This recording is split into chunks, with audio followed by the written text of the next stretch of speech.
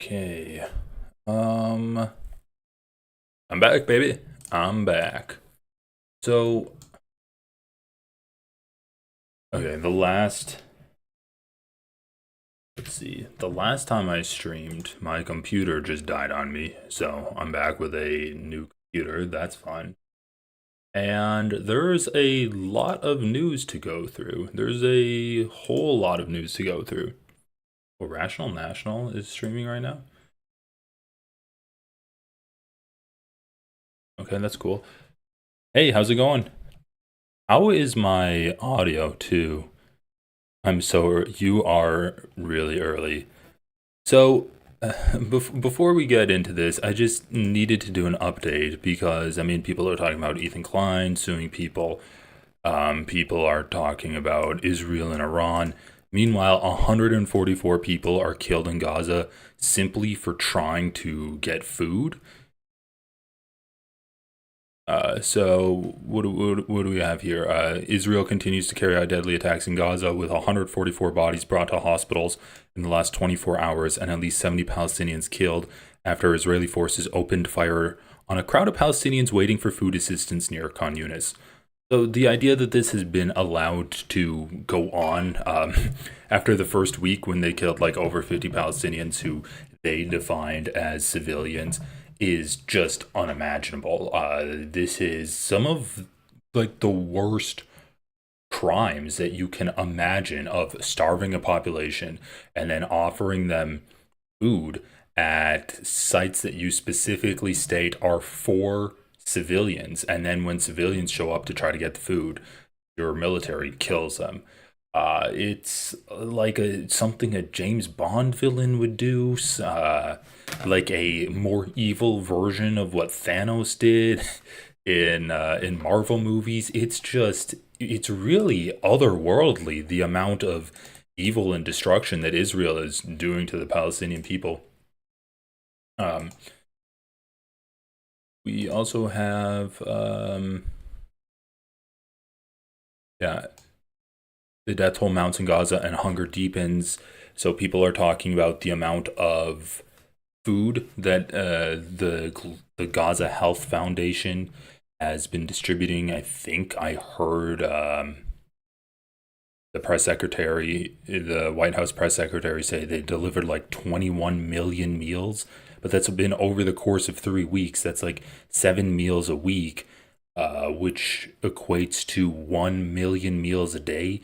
And a country with a population of 2 million people, 1 million meals a day is not enough to keep people from starving. Like, that is starvation conditions. Hey, how's it going, Noah? So, Israel's primary focus is now its war with Iran, but Israeli troops are still holding territory deep within Gaza. The House has voted yes to defunding public radio. Yeah, everyone. This country is gonna fall apart when this bill gets through. So, Medicaid is getting cut. Public radio's getting cut. This is straight out of the fascist playbook, by the way, cutting off independent radio. And the only type of media that is going to get any kind of funding from the state is going to be state media that is completely controlled and is basically state propaganda. So this is like straight out of the fascist playbook, and you were seeing it in real time with the defunding of NPR and PBS. It's like $1.1 billion to fund these groups, these organizations from the federal government. And yeah, it's like Donald Trump spends like almost $50 million on his birthday parade, and he's like $1.1 billion to NPR and PBS is too much. Anyway, I'm getting sidetracked. So, Israeli attacks on Palestinians trying to reach food aid since March 27th had killed at least 400 people and wounded more than 3,000, according to Gaza's health ministry, which releases daily death counts. Those killed while seeking aid are among the ministry's overall death toll of nearly 55,500 people killed in the war.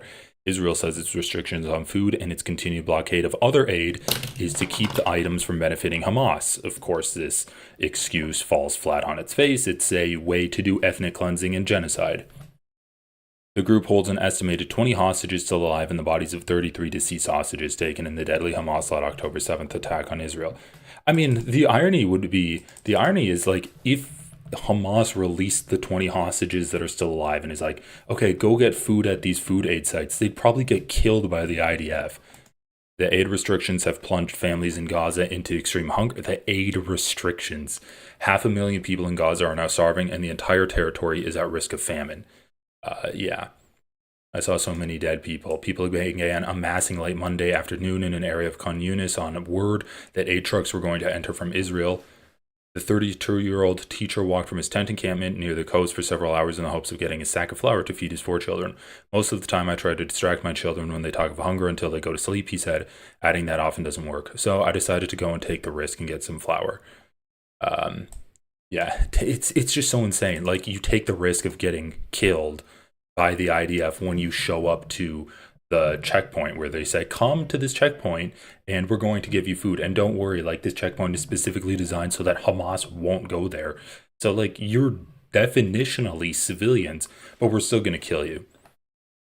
He and others slept on the road overnight waiting for the trucks. He said he was planning to grab a sack of flour off the trucks, but was also carrying equivalent of $170 to buy one from others there in case he couldn't get it on his own.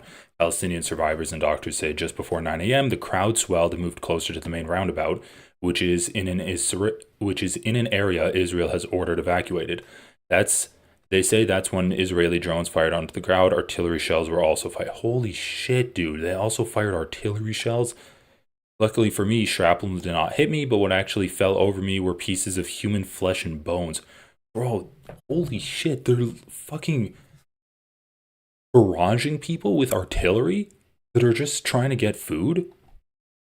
But as Ethan Klein would say, they were doing Hamas activities, right? Because it's a group of Palestinians walking towards Israelis. So Ethan Klein would say that that's Hamas-like activities, and so the IDF firing upon them is warranted. He returned to his family empty-handed, having barely escaped with his life. Videos from the scene show pools of blood and bodies on the ground, some still wearing empty book bags they'd hoped to fill with flour. I mean, Jesus Christ, dude. Like, once again, we're going to be talking about Ethan Klein here, and I just think that it's important to put all of his actions into the context of this act of genocide we're seeing that he refuses to talk about because it makes his favorite country that he insists on doing propaganda for look bad. He loves to complain about how CPS went to his house and how that can be so traumatizing to children, and it makes him feel bad. It makes him feel like a failure as a parent. Meanwhile, it's like these people are unable to feed their children. I mean, they're spending days trying to just get a bag of flour, and they come back just covered in bones and flesh. Lucky enough to have not been hit by the artillery shells that Israel is firing upon people they specifically call civilians. I mean, it's so fucked up. It's so fucked up. And I don't even really want to get into what Israel's doing with Iran right now. We'll probably cover that a little bit later. Let's just watch this video. Is this about Iran? Iran's supreme threat. I kind of wanted to watch it on Gaza, but anyway, we'll get into that because I think like we're going to go back and cover some of the stuff that Ethan Klein has been talking about Iran. But I do want to get into like the most recent news, which I just think is so fucking hilarious. Okay, so guys. Meanwhile, Hila Klein posts on her Instagram that the IDF women are heroes because, you know, she was just trying to make the juxtaposition between Iranian women that aren't allowed to do war crimes and Israeli women that are encouraged to do war crimes just like her. Israel out of control. So, did Ethan Klein not threaten to sue Noah Samsen? Like, Noah Samsen is one of these 3 creators that Ethan Klein is suing, right?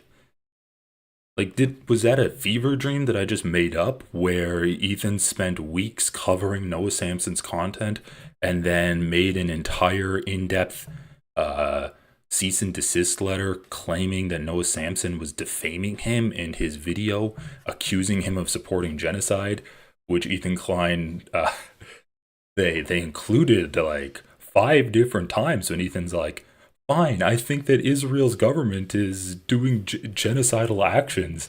Like, so that's proof that I don't support the genocide that Israel's doing. Um, I didn't make that up, right? Ethan Klein was the one who was actually that said he was going to sue Noah Samsen. I haven't heard anything about that.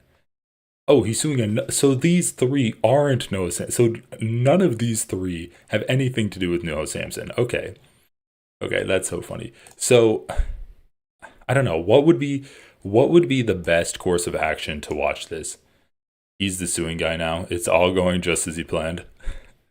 So I watched a little bit of this and watched like the first 10 minutes of this episode today, and apparently Ethan wants to react to the video he made so that he can provide follow-up commentary to kind of like reinforce his message. And we all know that that's the hallmark of a good standalone video, that it needs you to basically hold its hand for your audience to understand the message of it. We all know that's like the indicator that your YouTube video is produced really well when you feel the need to provide reaction commentary so that people can have a better understanding of the content of it. So let's watch a little bit of this. It looks like they're starting to talk about the video, and then we'll probably go back and watch the actual video. I haven't seen anything of it. I have no idea what he's talking about. It looks like he's suing. I guess he provided the list of people he's suing right here, just kind of giving the game away. But it's so like, let's have some drama. fucking funny. This is the greatest thing ever. She made a GoFundMe to sue me. And then when she realized that she had no case, she refunded everybody. And she said also, I realized I'll just do it on my own. I don't want to take your money. Yeah, what's this? Didn't she say that? Yeah, no, she did. I'll do it on my own. This is my own personal project, right? Because she didn't want to be seen as a coward, which is what she was. Now, at the time, by the way, I obviously knew about these lawsuits that we were working on. Mm-hmm. So I knew that she was going to have to remake the fucking...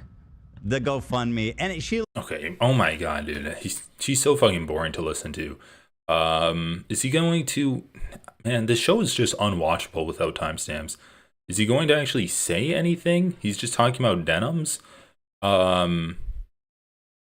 He's talking about... So, okay, who's this person, Kaceytron? I've literally, like... Are they related to JonTron at all? Kaceytron. Ethan KKK Klein. Oh, so my name is Casey and I'm a female gamer and I'm not looking for attention. Okay, so this person seems like they're a gamer girl. Okay, so do they have Kaceytron content nuke reaction?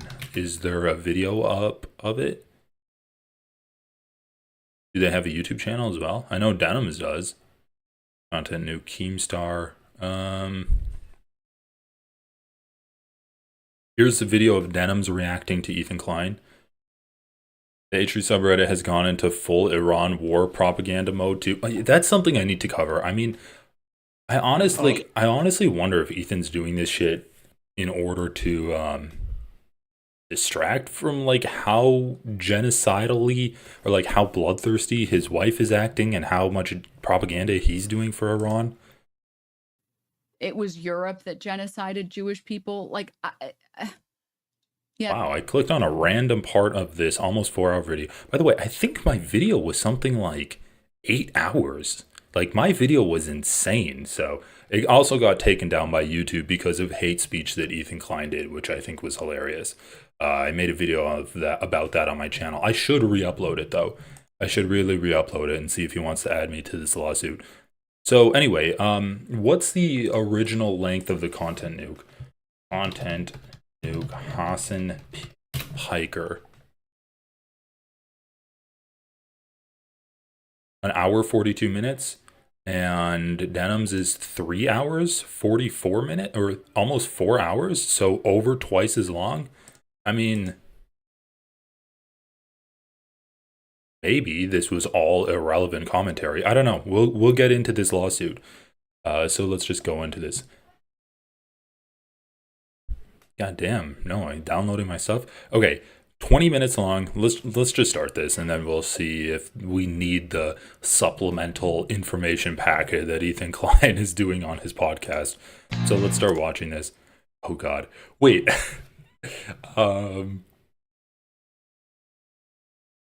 Okay, so basically Ethan said that this video is something that YouTube has never seen before. It's completely new and unique, and it's going to like blow people away. I think Dan Saltman was intimating, or he like made a comment saying that after Hasan watches this video, he's going to have suicidal thoughts, which I mean, I'm so ready for it. Come on, hit me with it. It's only 20 minutes long. I've read 3 words of abundance. Goddamn. Okay, well, I mean, I did read through Ethan Klein's entire cease and desist letter that he sent to Noah Samson. So, wait, is this music gonna be copyrighted? I just need to double check that, because he used copyrighted music in his content nuke. I guess I don't really care if it's copyrighted, guys. If you want me to make money off of watching this, and it does have copyrighted music, then you can consider becoming a member. I downloaded Elden Ring about 3 months ago, and I just started playing it. It's pretty fun. I think I'm going to start streaming that, maybe on weekends for like members only streams. If you want to see me, I suck at video games. If you want to see me lose to like the training level characters, you can have your name in green and look cool and help me pay my editors as well. All right, with that little plug, let's get into this. Hi there. My name is Ethan Klein, and my favorite hobby is spending hundreds of thousands of dollars. Hey, Meow, thank you for the 5 gifted subs. It's only 99 cents if you also want your name to be in green. Okay, so right off the bat, I think this is hilarious. He always talks about how he burns money, how he enjoys wasting money. Like, what? Why are you acting? Why would you just say that you're wasting money? This is something that I heard him say today, where they're like, he's like, I'm gonna get damages from Frogan and Denham's and whoever, like Kaceytron, and his crew's like, well, do they even have money? Like, how much money do you think you can take from them? And he's like, well, I don't just need a monetary punishment. I could also like just humiliate Frogan. So you're admitting that this is like a frivolous pursuit for you, that you're pretty much doing just out of spite. And once again, I don't really know how much how much impact that would have, but you're in the first 10 seconds of the video, you're admitting this is like a pretty meaningless thing for you in the grand scheme of things, and you're just doing it because you're petty. On lawyers. Today, I invite you into my home to share my favorite pastime. Also, Ethan, come on, bro. A single dollar bill. If you're trying to make the claim that you're a rich guy, burn $100. Come on, dude. Just even a $20 bill. $1 with you. Join me in creating generational wealth for my attorney.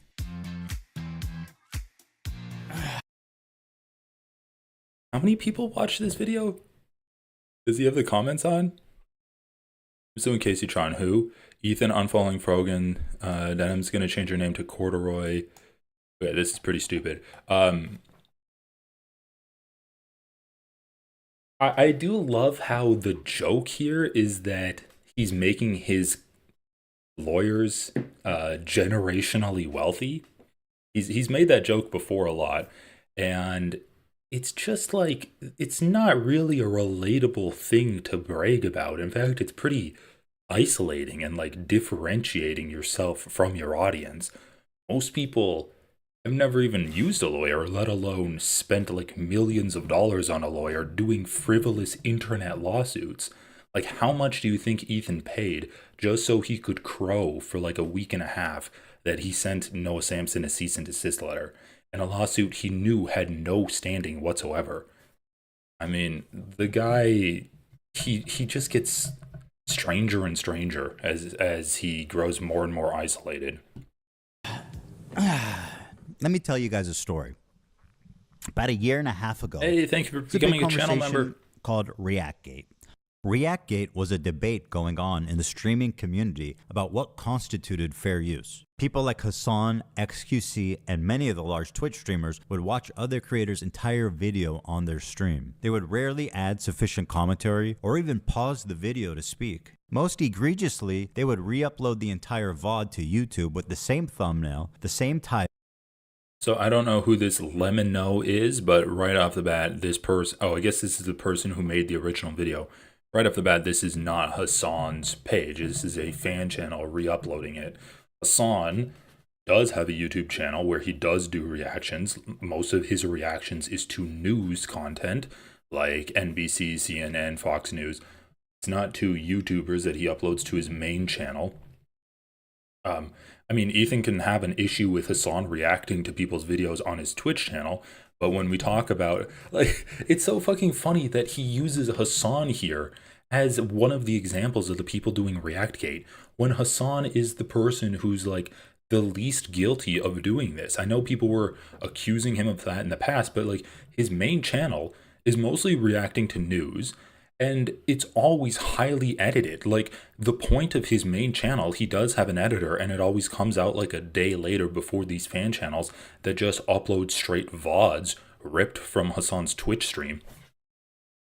It always comes out a day later because those videos are highly edited to focus on Hasan's commentary, not to focus on the subject matter that he's commenting on or reacting to.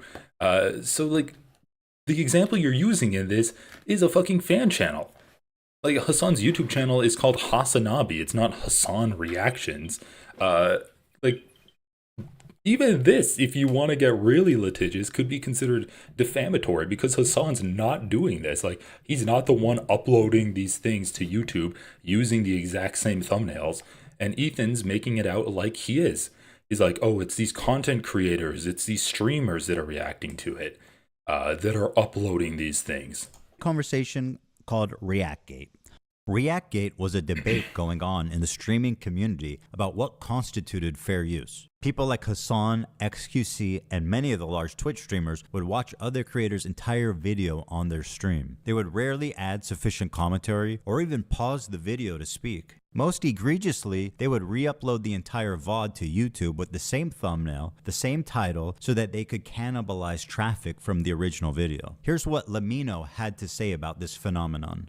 I don't mind people reacting to my videos, but I do mind when they play the entirety of my video. A face cam in the corner or the occasional interruption does nothing to address that issue. My video is still being played from beginning to end in someone else's stream. I actually can't believe he's making a fucking video about ReactGate streamers. Is this going to be the entire video? This is so cringy. Asmon Gold is, but Ethan doesn't want to sue him because he's not a small woman creator. No, why is Asmon Gold in the thumbnail? Also, like, I don't know. This is just so stupid. In my opinion, if you're providing commentary on this, it's fine. Like, it's not ever going to be a cut and dry thing. I do think that sometimes, like, what people do, where they provide no commentary and then it's just like the original video with the exact same thumbnail, the exact same title of the video, that can get into the territory of like copyright infringement. But I mean, guys, all of these videos are going to be using material that other people produced. Like, unless you're doing skit shows and you don't have any kind of brands at all and you leave yourself to the same kind of stringent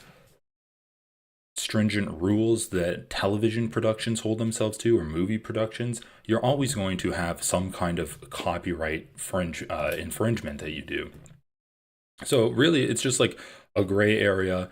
And at the end of the day, even though there are issues with people basically getting more views on videos that essentially they did no work for and they didn't produce than the original did, Suing people for these things is not, I think, the direction that the internet should be going in.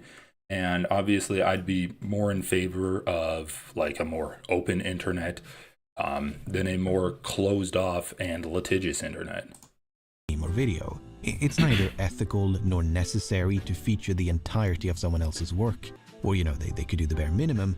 And like in terms of copyright, I kind of appreciate what YouTube does with music, where if you use a copyrighted music, a portion of your video's revenue goes to that musician. I think that there could be maybe in the future something similar with reacting to other content creators, where if you have like a significant enough portion of your video being their content, then a portion of your revenue would go to that person.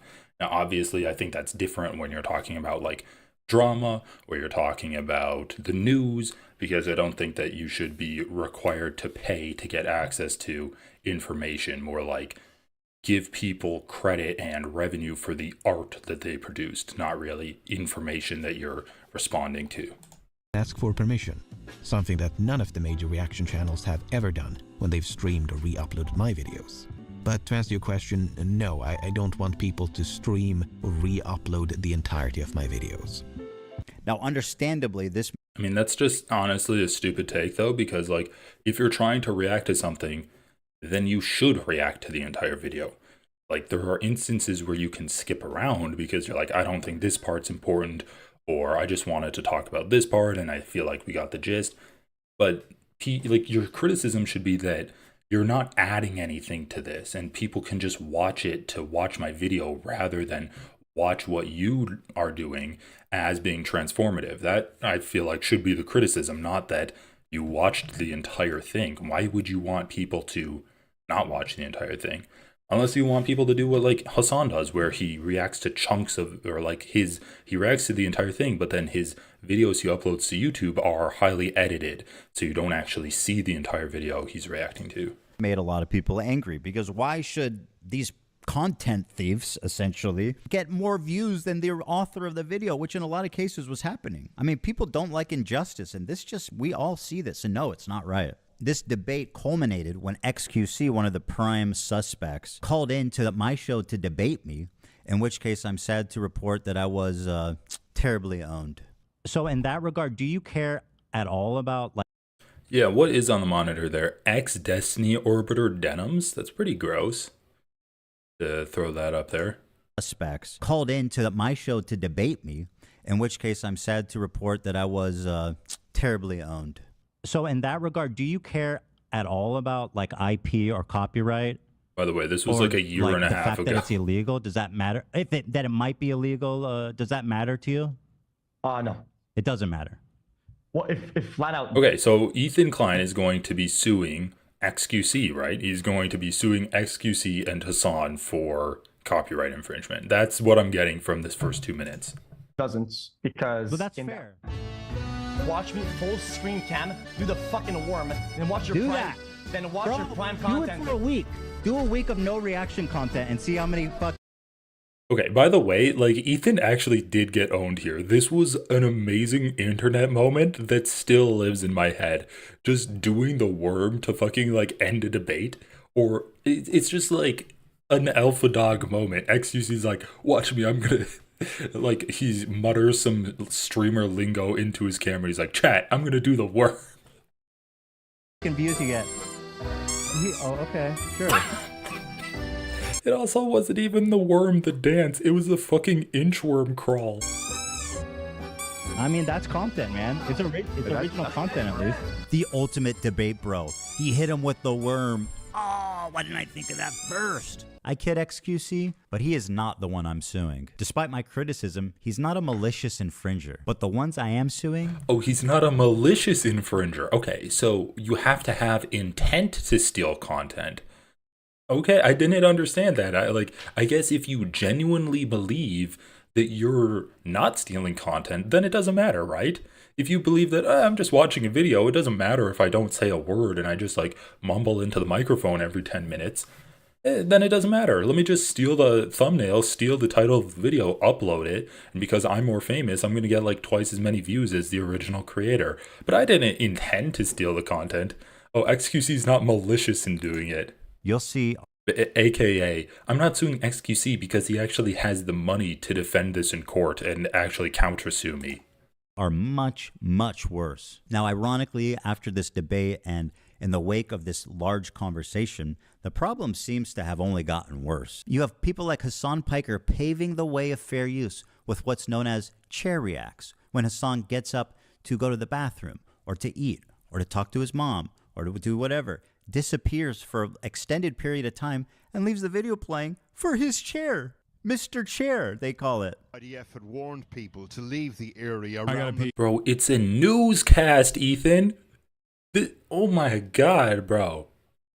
You're going to criticize Hasan for leaving during a newscast? I think Channel 4 News can survive the lack of revenue. Like, honestly, who the fuck would click on Channel 4 if Hasan didn't upload it to his YouTube channel? Who's scrolling through Hasan's YouTube channel and is like, he didn't react to the one of 7 Channel 4 videos that came out today. Let me go to the Channel 4 website and click on that because Hasan didn't cover it for me. Holy fuck. Like, oh my god, he actually couldn't. Okay, maybe I'm speaking too soon. But the first example Ethan has of a chair react is Hasan reacting to breaking news from Channel 4 News. Not a Small Beans YouTube channel, which, by the way, that YouTube creator had over 5 million subscribers. And smaller YouTubers like it when Hasan reacts to their content because then he puts them on the map, he basically platforms them, and his audience will go and subscribe, and that gives their channel a boost. Ethan Klein has been complaining about Bad Empanada because Hasan did just that when Bad Empanada started targeting Ethan Klein or covering him, and Hasan watched his videos. Like, you acknowledged that Hasan watching Bad Empanada gave Bad Empanada a boost. Okay, okay, so like we've already established that Hasan reacting to YouTubers, they actually like that, and now you're like, Hasan has to go to the bathroom while watching a news broadcast of Iran getting bombed by Israel. Main airport in Sana, then this.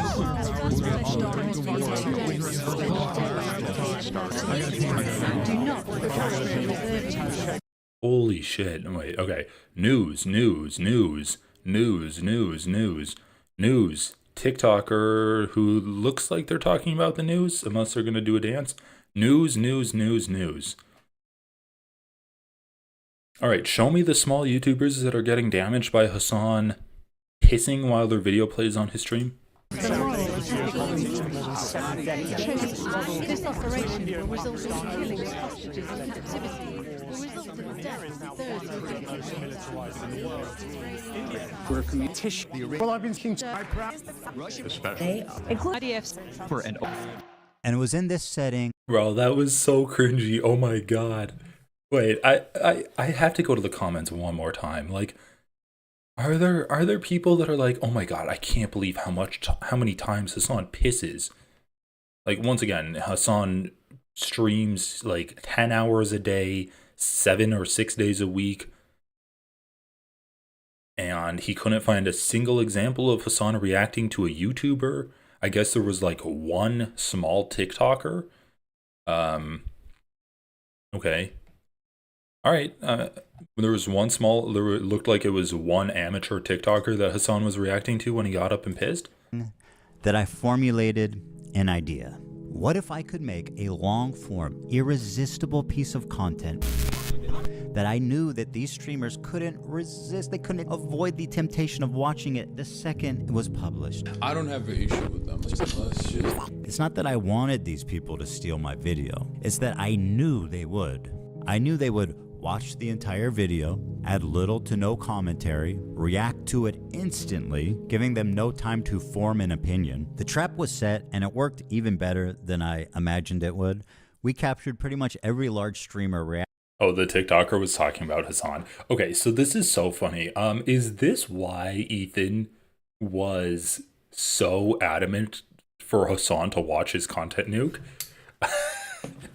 Holy shit, dude. He's such a fucking idiot. So he releases this content nuke. Hasan's like, I don't care to watch it. I'm just gonna look at people reacting to it. Um, then Hasan debates Ethan Klein. Ethan's like, I'll debate you if you watch the video, right? Ethan, because Hasan's just like, all right, debate me then. And Ethan's like, well, I made a video, just watch it. And the reasons that Ethan wanted Hasan to watch the video didn't make any sense, right? He's like, oh, well, you're just gonna like try to talk over me and ignore my talking points, like just completely ridiculous things. It's like, if you actually know the content of your video, you have your facts straight, you can talk with Hasan, right? Like, even in this video, you've bragged about how good of a debater you are, that you even made your opponent go to the point where they had to do the worm on the ground. And then, but what's so funny about this is Hasan debated Ethan, and then Hasan actually reacted to Ethan's content nuke. Hold on. Hasan content nuke reaction. And once again, we saw the content nuke was about 100 minutes, an hour and 40 minutes. Disarming the content nuke. This is part 1.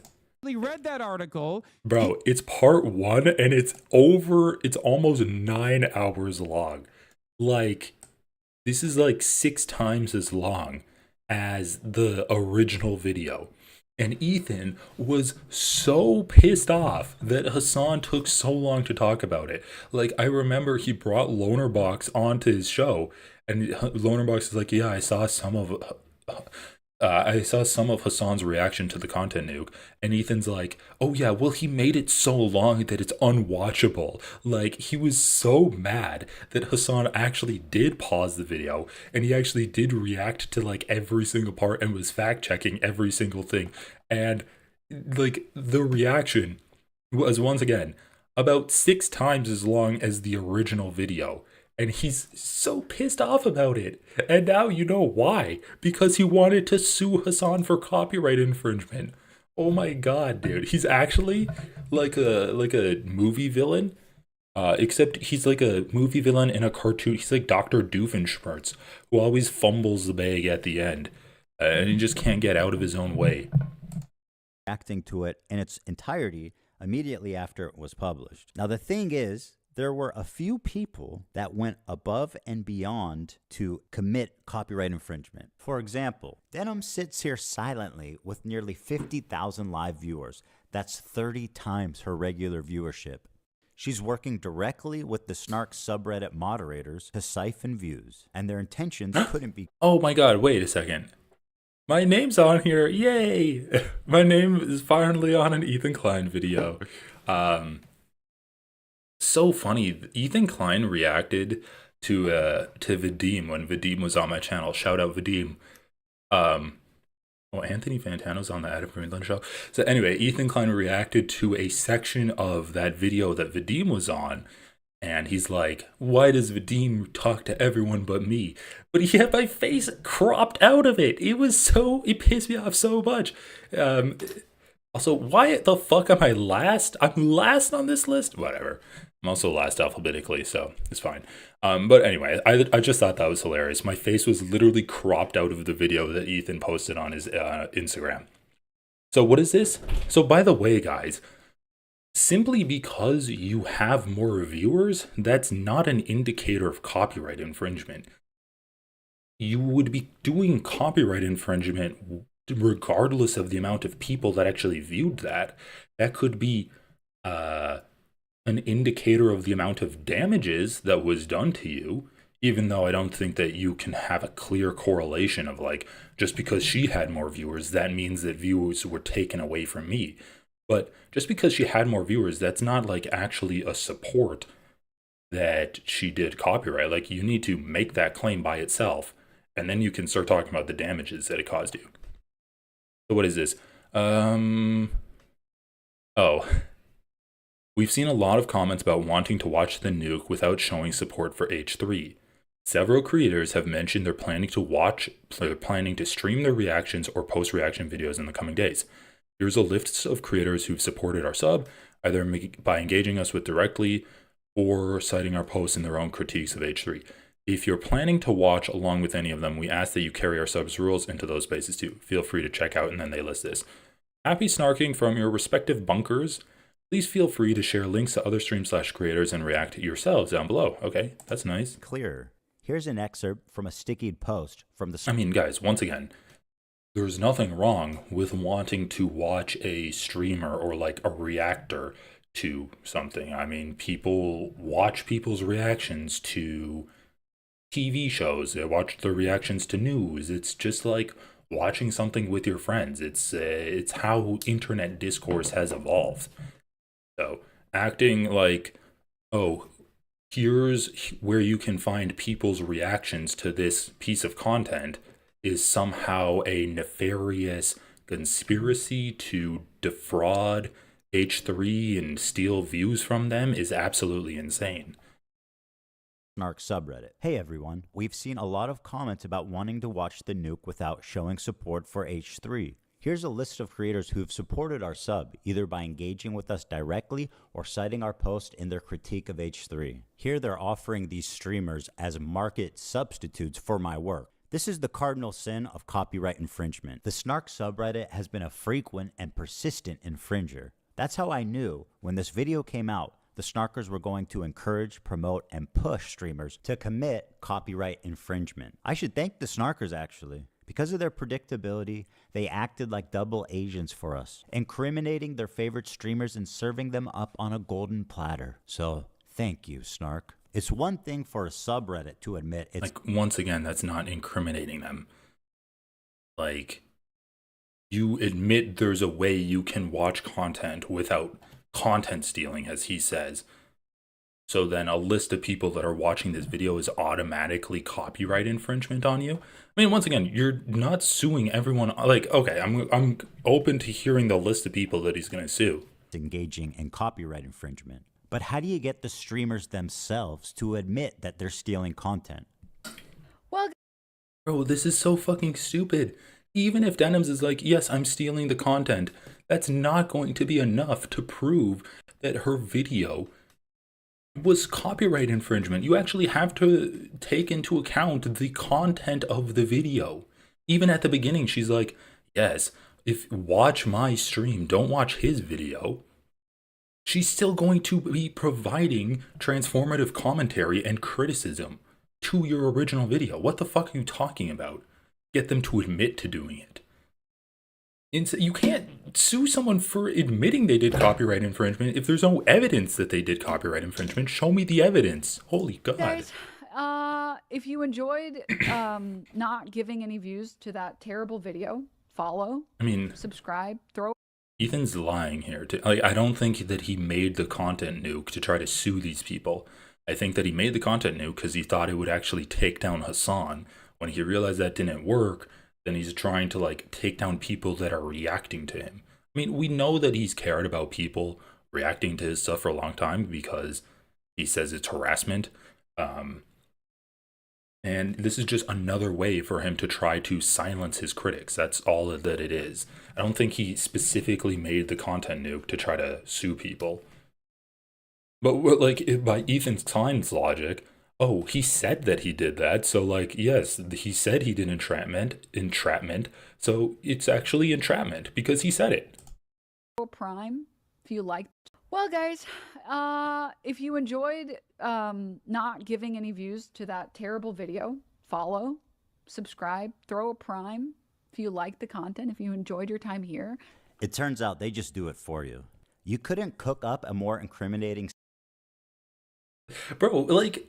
I actually really want to see the letter from his lawyer, but she said if you enjoyed not giving views to that terrible video, and then you have a cut, and then she's like, if you like the content, if you enjoyed your time here, clearly indicating that she provided the content.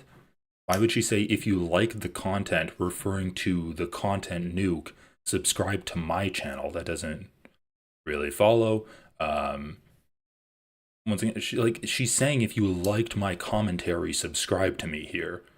And also, like, once again, she watched your video. People did want to see the video and also people's reactions to it, right? Like, she would have to say that, oh yeah, I'm going to play this video and try to make it the same video as what you would have seen otherwise. And also, I'm not going to provide any criticism. And then that would be an example of what Ethan Klein's trying to lay out here, lay out the case for. Is the letter in this video, though?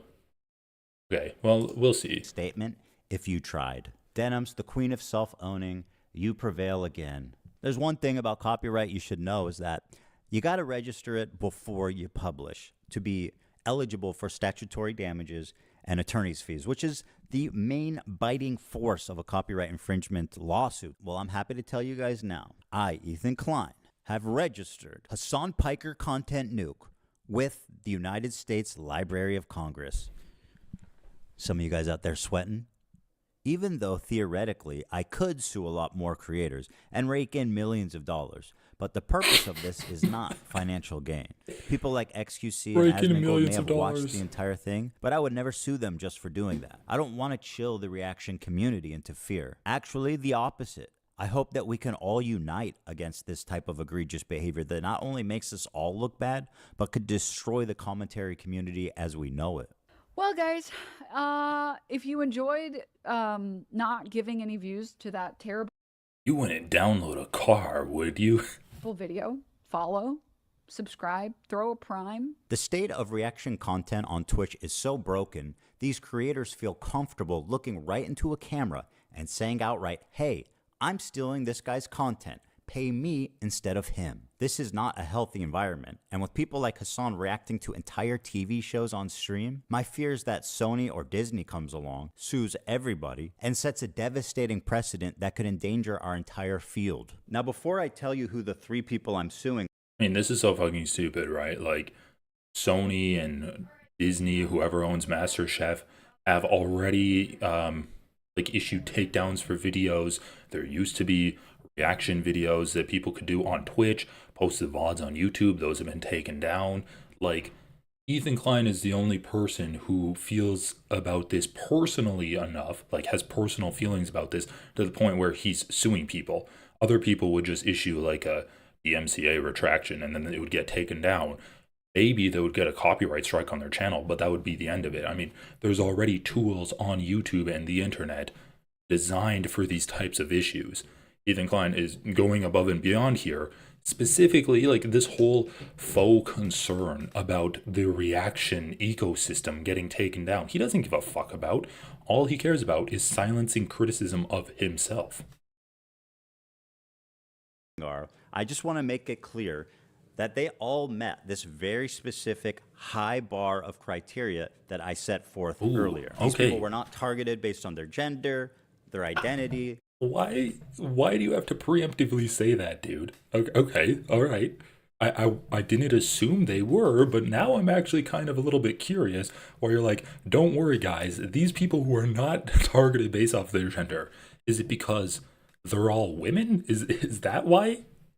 He didn't sue any, like, rich, crunchy white guys like Asmongold and XQC?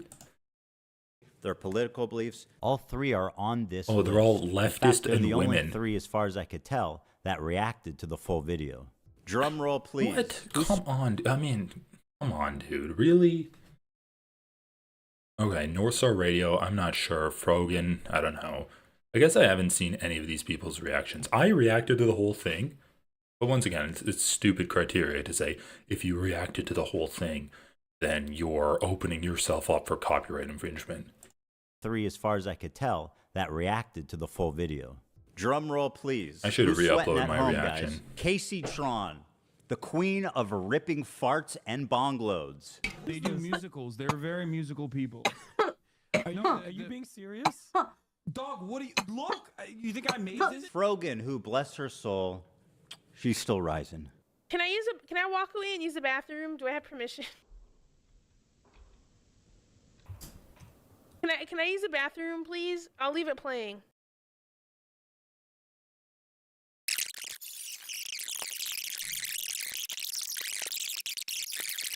apparently thinks Twitch is liable for me interviewing It's a on Yemeni YouTube teenager or who's only Twitch? known genocide his entire life. What And they were happens? fucking talking And Denham's the queen of self-owning. And my God, is she the queen of that? It's very obvious from the way that guy's talking, he's a Sneeko fan. Oh my God, bro, I love you, Hasan. Can I give you a hug, bro? I'm so sweaty, bro. Oh my God, None of dude. the hostages that have been released so far have said that they have been raped. The hostages have public statements. You can go look at them. The sexual assault I experienced should never happen to any human being. This Yemeni kid is just a Yemeni kid with a gun and is not a Houthi, and there is no proof of him being a Houthi. Are you a soldier? Yes. That seems pretty definitive. He never said Hassan Nasrallah was a good guy. I can't believe I'm calling Nasrallah base. I mean, listen.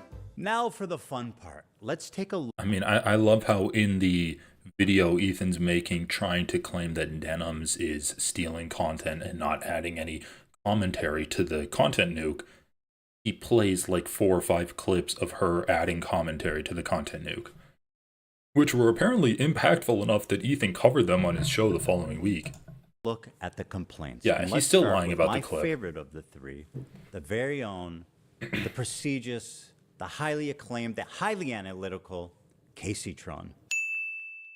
A lot of people have been wanting to watch. Highly analytical Kaceytron. Bro, why does he dox them on his YouTube channel? Actually kind of fucked up.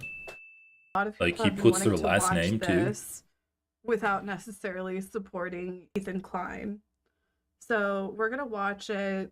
Well, that's a really dumb thing to say, don't you think? Why are you Not so really. comfortable? We've given each complaint. Once again, if you're adding enough to transform the content, it doesn't really matter the intentions of people that watch you, right?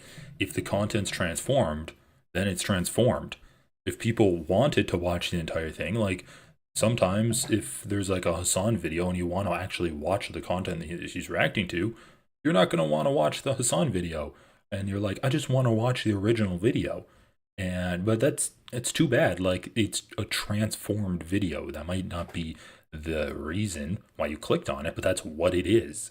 So yeah, like, come on, dude, give me actually give me actually some reasons for why this isn't transformative, rather than her or Denims or Frogan just being like, oh, well, I'm glad that people watched me reacting to this instead of just clicking on the actual video.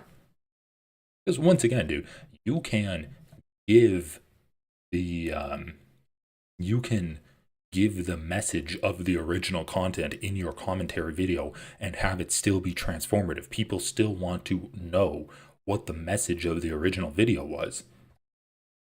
A clever little title, and here's Kaceytron's. She smoked more than she spoke. Kaceytron smokes 42 times during her reaction. And just as a silly thought experiment, we thought, wouldn't it be funny if she spent more time smoking than she did talking? And thinking there was no way that could be true. Experiment? Well, we tallied them up, and lo and behold, there's 15 minutes 40 seconds of commentary versus 18 minutes and 55 seconds of smoking. She spent 3 minutes and 15 seconds longer smoking than she did talking in her quote-unquote reaction. And whatever talk 15 minutes of commentary, 18-minute, full smoke clips? Does she pause and smoke? Because I would say that's transformative. she did was just to express how gives a confused fuck? she was, presumably from smoking 42 times. What is happening? I'm trying to follow. I've lost the plot. The complaint continues. Indeed, Kaceytron is often too obliterated to comment on the nuke, and instead stares blankly at her computer screen. In a span of 2 hours and 7 minutes, Kaceytron smokes marijuana, frequently in highly concentrated forms through vaporizers, on 42 separate occasions. At one point, Kaceytron is so wasted that she states, quote, "What is happening? I'm trying to follow, but I've lost the plot." To give you an idea, the majority of her commentary comes down to this.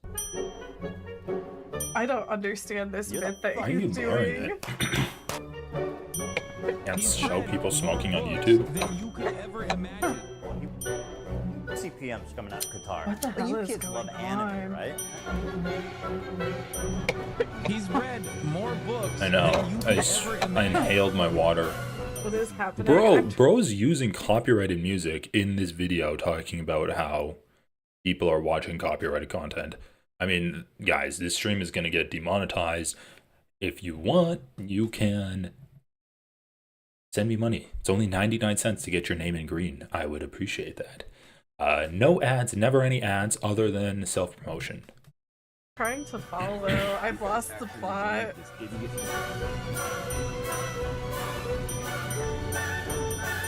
Oh my god.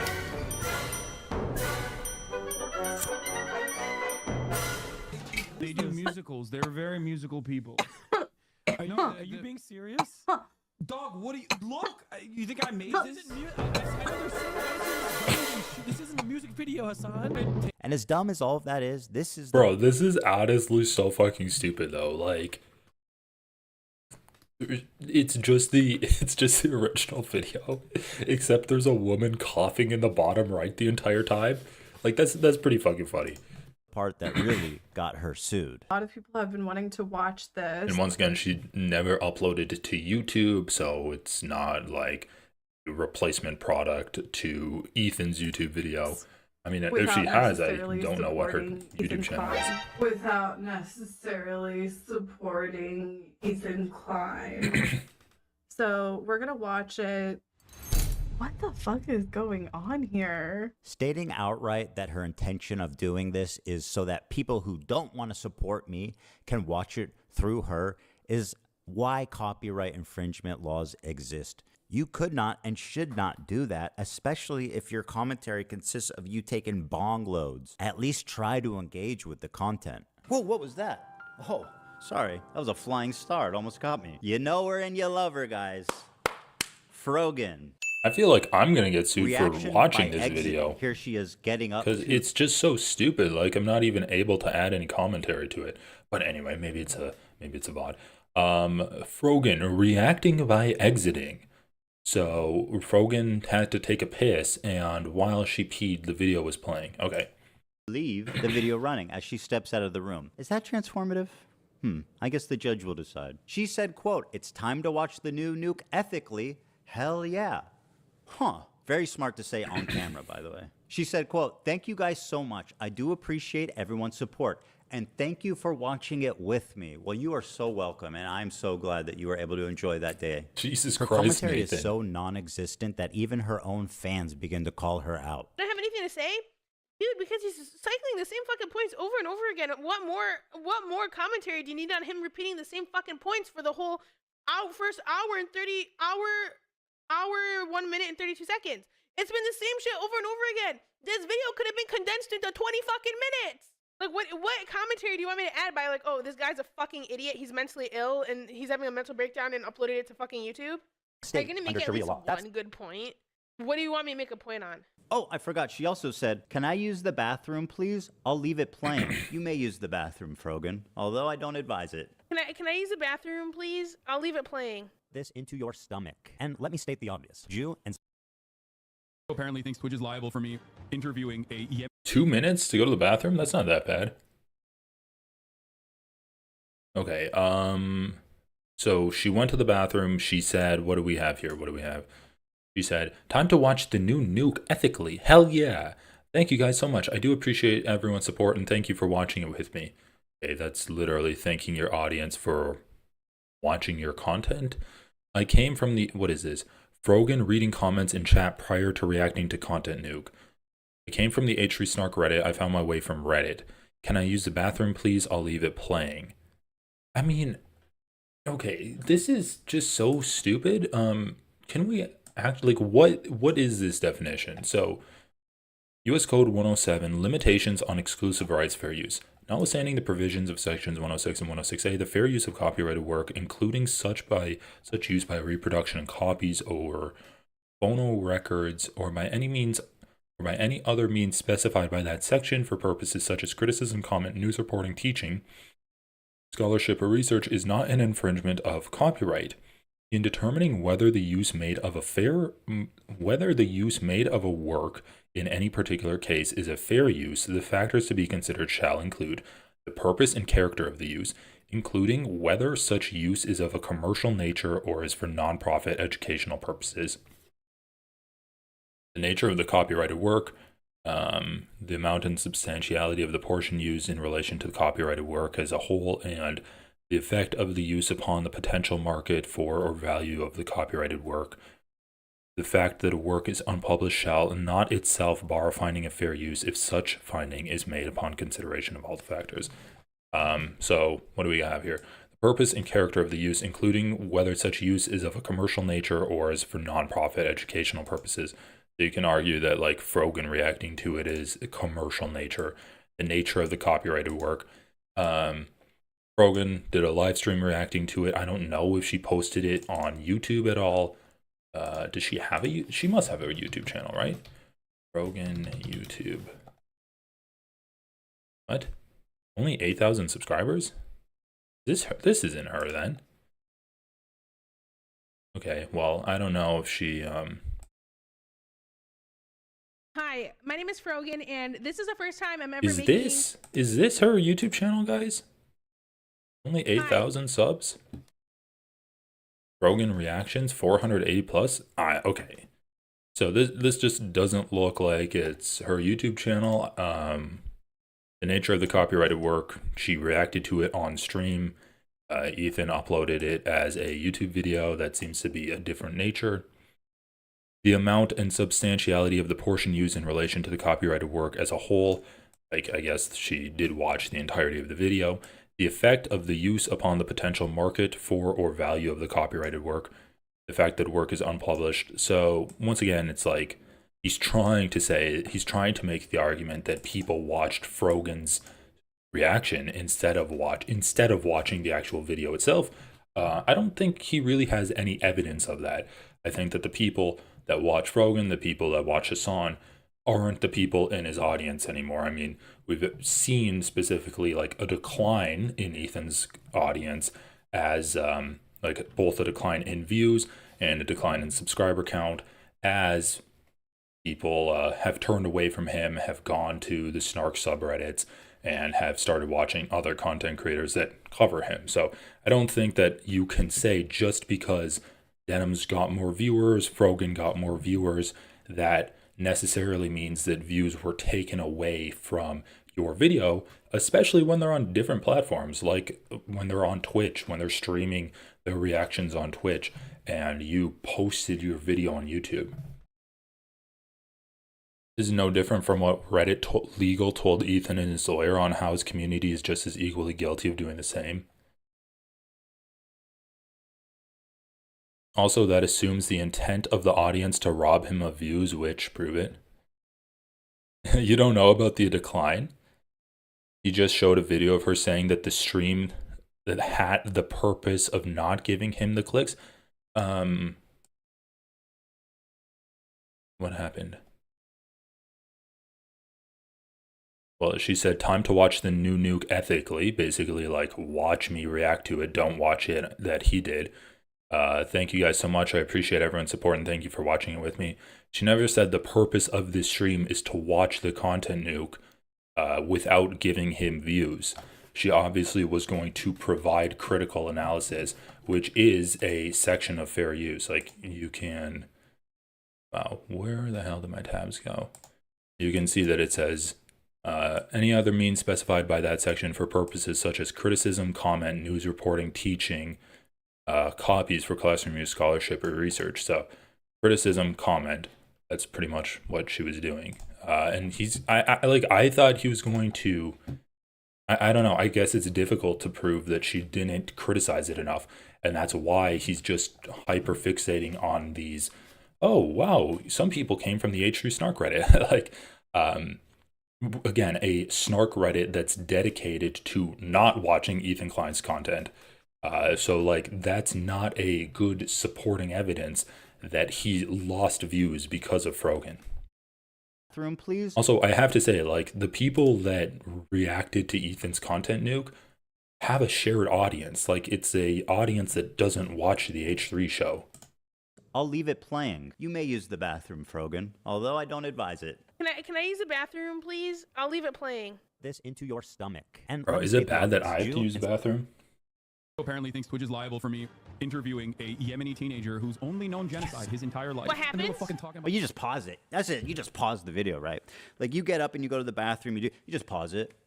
They should be watching for you. But if you get up to go to the bathroom and they keep watching my video, they're clearly not watching for you, right? As lazy and pathetic as her reaction is, this is...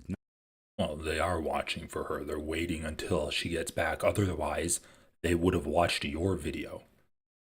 Like, yeah, they're watching for her. If they wanted to watch someone, they didn't want to see someone, like, comment over it. They'd watch your video. Kind of the point. Like, once again, if you're going to make the argument that she didn't comment enough on it, then make that argument. Don't say that she paused or that she left it and didn't comment on anything for 2 minutes. Don't make that argument. That's not a good argument. Like, make the general argument that she didn't transform the content enough. Not why she's getting sued. This is. Thank you guys so much. I do appreciate everyone's support. And thank you for watching it with me. First time viewer, time to watch the nuke ethically? Hell yeah. I found my way from Reddit. Hi guys, welcome Reddit people. Reddit people, Reddit people. I came from the snark Reddit. Ethan is so pathetic while Hasan is in Japan. I'm bothered, having a great time. Exactly. We're gonna watch it live, yes. He doesn't want people to know when it's dropping because we're all watching through other streamers. And I suggest you all watch it through other people as well. It's the stated malicious intent to steal. They talk about... So... I mean, it's pretty funny, right? Because you can say that, oh yeah, I'm watching it ethically by watching it with other streamers. I suggest you watch it with other streamers. That content nuke video was chock full of lies. Regardless of the copyright conversation, it is ethically to watch it with someone who's going to actually pause the video and break down the lies. That's the most ethical way to consume that piece of content that Ethan Klein put out there. So, like, really, he's suing her because she said that some people started watching her stream through the Reddit? What the fuck is going on? About watching ethically, but I learned not to steal when I was 5. Up next is Denims. And honestly, just take a look at this, guys. It's a nightmare on Denim Street. Not only did she... Why is Ethan Klein acting like the snark? God damn, bro. Why is Ethan Klein acting like the snark is helping him in this lawsuit? This is something that he does a lot when he talks about politics as well. I don't know if I'm going to be able to make it through this video. He's like, oh, the Houthis try to help Palestinians, but they end up bombing Palestinian towns. And then he starts laughing at that. And it's like the same thing here. It's like the snark was trying to help these people out, but they actually ended up hurting them. He's like laughing and doing like a wink and a nod at the camera. All right. 1 water bottle, 2 water bottles. I'll finish his 3rd one and then I really have to take a piss. Share react, but she was kind enough to write her name right at the top just so that we knew that she was stealing my content and it was her room and nobody else's. Judge, did you know that we're on Denim Street right now? Here's some quotes from Denims. We're relying on you to stay live so we don't have to give the nuke views. Yeah, I'm going to stream it. Since he's confirmed it's coming out today, I'm going to stream it.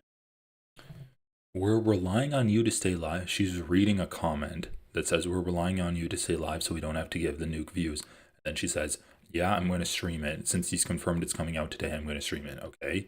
That is very explicit. Denim said, quote, well, guys, if you enjoyed not giving any views to that terrible video, give me a follow, subscribe. He's suing the snark in the lawsuit? Throw a prime.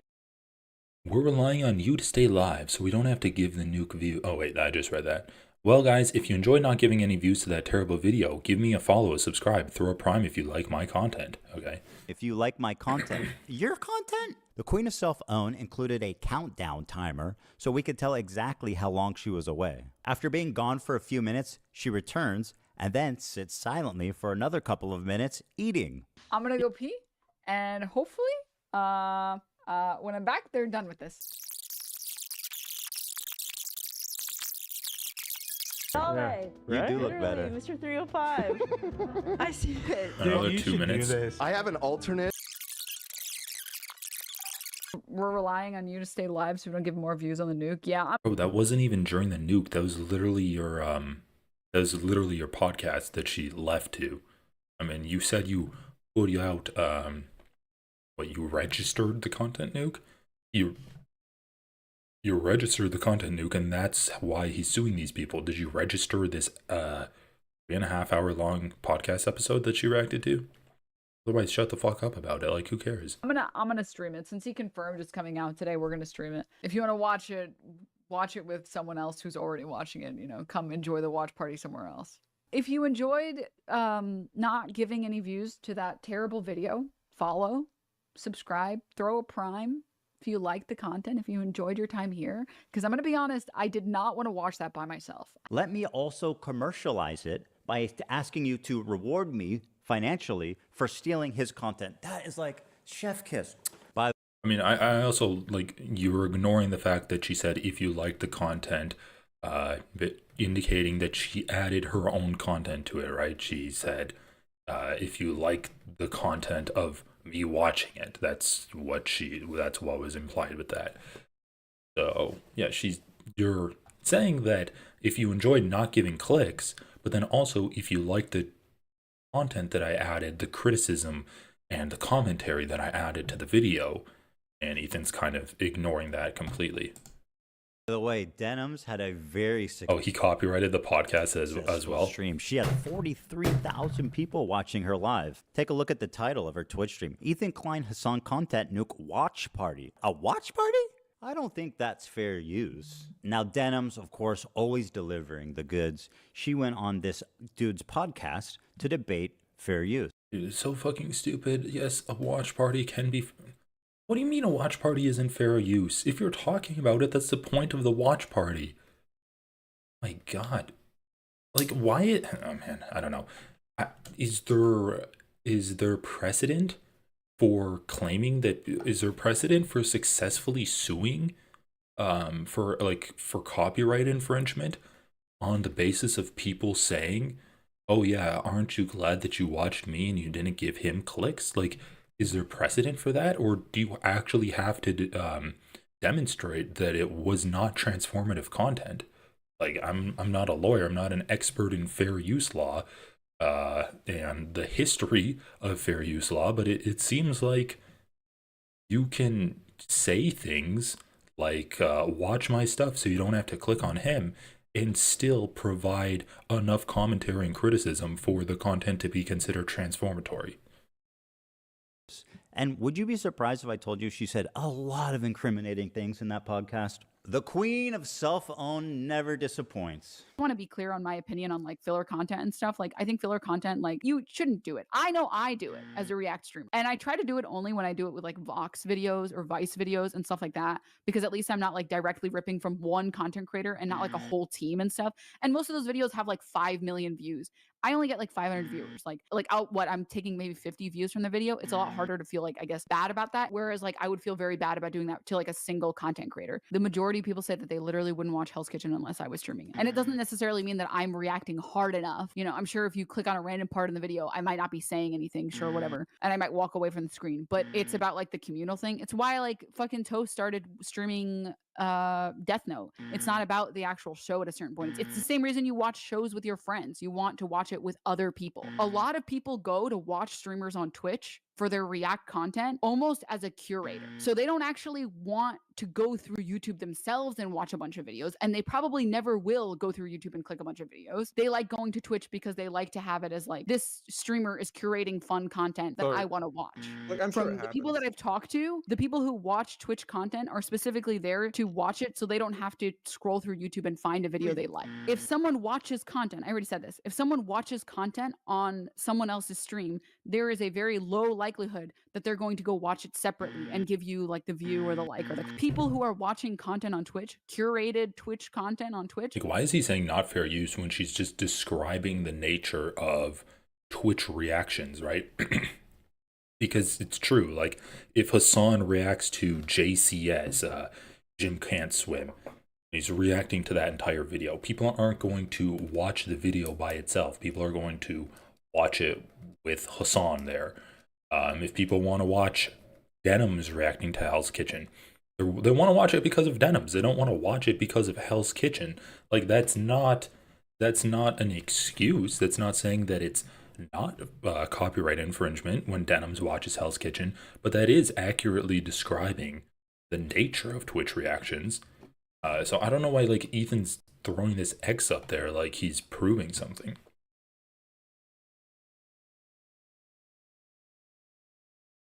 Aren't necessarily people that would be watching content on YouTube. That, my friend, is called theft, and you're a thief, and now I'm suing you. This is just a testimony to how brazen and how... Bro, you could, like, the Hell's Kitchen people can sue her, and I think they have taken legal action where now Twitch can't, like, Twitch streamers can't watch Hell's Kitchen and post the reactions to Hell's Kitchen on YouTube. But you can't say, like, you can't do the same thing because she actually did provide commentary and criticism to your video. how safe I don't know. Am I fucking crazy? Gotten that she thinks she can go out in public on video and say shit like, I'm stealing this content because I want to. I'm coping even though I know it's stealing. When people watch it with me, they're definitely not going to go watch the original. Like, you are way too comfortable committing crimes out in the open. Well, there you have it. Okay, maybe I misunderstood her, but I thought her point was that if she didn't watch Hell's Kitchen, then her audience wouldn't go to the Hell's Kitchen YouTube channel and watch Hell's Kitchen there. I thought that's what her point was. They weren't going to watch it by herself, so she's not actually stealing views. I honestly don't really care enough to go back and check it out. So I'm just gonna finish off this bullshit of a video. Have it. 3 separate lawsuits for 3 separate geniuses. Now I want to make... Where are the lawsuits? Did you release the actual lawsuit? What is this? Archive.org? Oh, he has the... Oh, nice. He actually does have the lawsuits in the link. Or in the description. Okay. Get clear again. And I hope it's been obvious about why I'm suing these 3 people and not others. These people not only violated all of the principles of fair use, obvious. They also did it maliciously. And that's the part that really got me. Dude, this is so fucking stupid. Because they don't like you, and he's literally just saying, oh, they don't like me, and they reacted to it. I think if you're a reactor on Twitch, for the most part, if you make a good faith effort to comment, and if you make a good faith effort to promote the author, to link to them, to try to drive traffic to the original video, I think you're probably pretty much doing the right thing. And that what XQC and Asmongold did when they watched your content, Nuke? They said, oh, here's the link, everyone go check it out. Let me actually look this up. Gold action. Content Nuke has... It's literally the exact same name. Wait, what's the thumbnail? It's the exact same thumbnail. That's the thumbnail Ethan Klein used. No link to the video. Oh, wait, here. By H3H3 Productions. Okay. So I guess he does have a link to the video in here. In fact, there was more Jews. But still, it's literally the exact same name and the exact same thumbnail. It's about 2 hours longer. So that's about the same length as Denim's reaction. Let's see, what does he say? For a while, because I didn't want to have any unsubstantiated claims or anything like that. It's a big video. Ethan's been putting this out for a while. And guys, promises made, promises kept. I said I was going to watch it. Here we are. The world would not be the same. Two people. It's the bomb guy. The bomb guy. People cried. And I think this is what happens in a lot of cases where when different movements and organizations aren't able to... Oh yeah, I forgot how stupid Asmongold is and how painful his commentary is to listen to. All right, let's finish this off. And I would never sue someone for that. Take it to these 3 absolute morons to state their intention to steal my property on video. You know, and to all the detractors who are saying that I'm targeting women, that I'm a hypocrite for suing for copyright infringement, I just have this to say. I don't care. What I do hope, though, is that you'll support their crowdfunding efforts to defend themselves. Bro, you're literally admitting that you're suing them based off of vibes. Like, this is the most sexist thing you could have done. You're like, I'm targeting these people, not really for any specific reason, but just because I don't like them and they're being mean to me. Like, you're admitting that, and then you're like, but guys, I'm not sexist, right? Like, everyone who's gonna say I'm sexist, like, I guess I actually don't even care if you say I'm sexist or not. God damn, bro. Like, you didn't have to bring that up multiple times inside this video. Because let's face it, I want to make sure there's money left over for me when I win my lawsuits. Thanks for watching, everybody. It's been a great time. I'll see you around. Wow, that video really sucked. Like, what? I thought there was a different video coming out that was gonna be about Hasan and stuff. I don't know. That was boring. It was just boring. Oh shit. Oh, okay. Okay. Jury trial demanded. A nightmare on Denham Street. Fuck is this? Relying on wait. Okay, here we go. This lawsuit is about ending the practice of lazy reaction videos that copyright entire copyrighted works. That copy entire copyrighted works and purposefully siphon views and revenue away from the original. Once again, there is no evidence that the people watching Denhams would have watched the content nuke, right? Over 7 years ago, the owners of Plaintiff Ted Entertainment, TEI, Ethan and Hila Klein established the legal standard for fair use reaction videos in the Hosanzada v. Klein we have here. Okay, so this is the lawsuit here. Okay,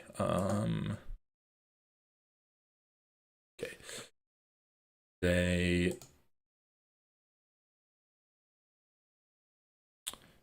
As a genre, reaction videos vary widely in terms of purpose, structure, and the extent to which they rely on potentially copyrighted material. Reaction videos, like the Klein video that intersperse short segments of another's work with criticism and commentary, constitute fair use. In contrast, reaction videos that are more akin to a group viewing session do not ID at 40 FN. Do not. So once again, this is short segments of another's work with criticism and commentary constitute fair use. Well, I would argue that if you pause every now and then and you provide criticism and commentary, that's pretty much the exact same thing. They would make the argument that, oh, well, we didn't use the entirety of the video, but I think that's irrelevant. The case involves a group viewing session hosted by defendant. Bro, they're literally just releasing her entire name. Denham specifically intended her group viewing session to siphon views and revenue away from TEI's copyrighted works. Denham's timed her group viewing session. Yeah, that's not okay. Like, countdown to doomsday. Denham's timed her group viewing sessions to coincide with the exact moment. Like, where are they getting this quote from? I guess they said. All right, guys, I'm gonna have to go to the bathroom. Let me go to my channel. What do I have on my channel? I haven't even looked at it in a while. Ooh, I'm live.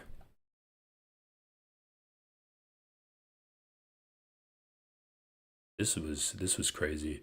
Oh, Ethan Klein's Israel echo chamber. All right, I'll leave you guys watching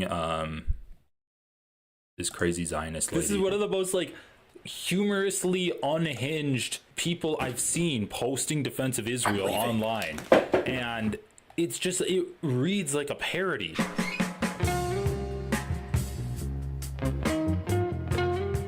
Okay, so what would be a good way to start off with covering Lizzie Savetsky? So you go onto her Twitter, proud Jewish woman on a mission. You look her up online.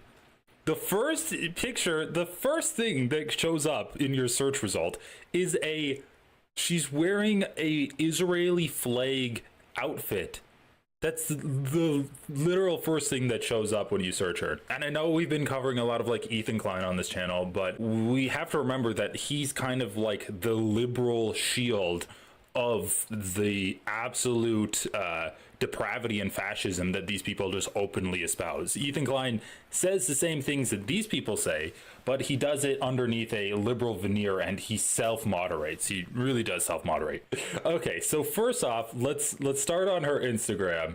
And this was the first thing I clicked, which is just today we saw once again once again, this isn't the most egregious thing that she posts, but this is an indication of the type of content. Okay, anyway, so that was a crazy person. So Denims said, what did she say? She said, we're relying on you to stay live so we don't have to give the nuke views. Yeah, I'm going to stream it since he's confirmed it's coming out today. I'm going to stream it.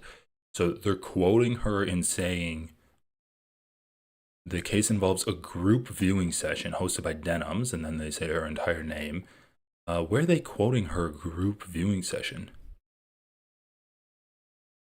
Anyway, to coincide with the exact moment TEI, like, making a video reacting to another video is always going to be a group viewing session. Her timing was intended to capitalize on the intense public interest in the works, capitalize, and siphon the maximum amount of views and revenue away from the works to herself by showing the works in their entirety or nearly in their entirety.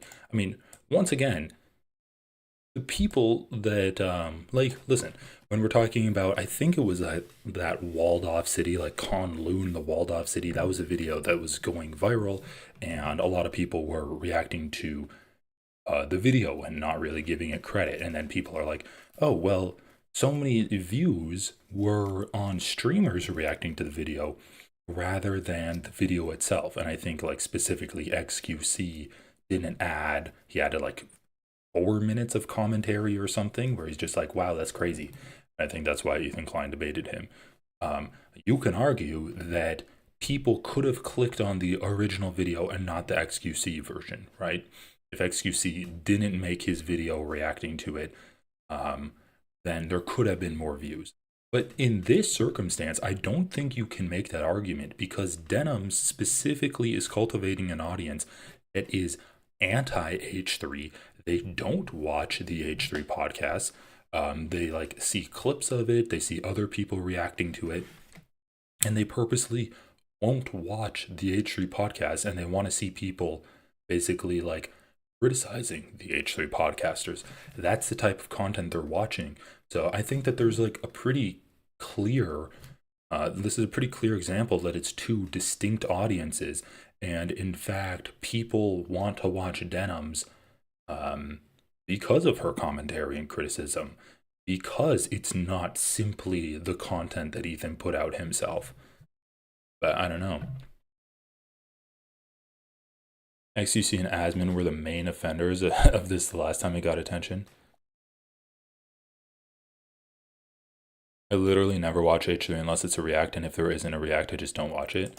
Yeah, like pretty much the same with me. Like I only watch this podcast with you guys, and I really only watch it when I see online if there's like any interesting clips that people are talking about.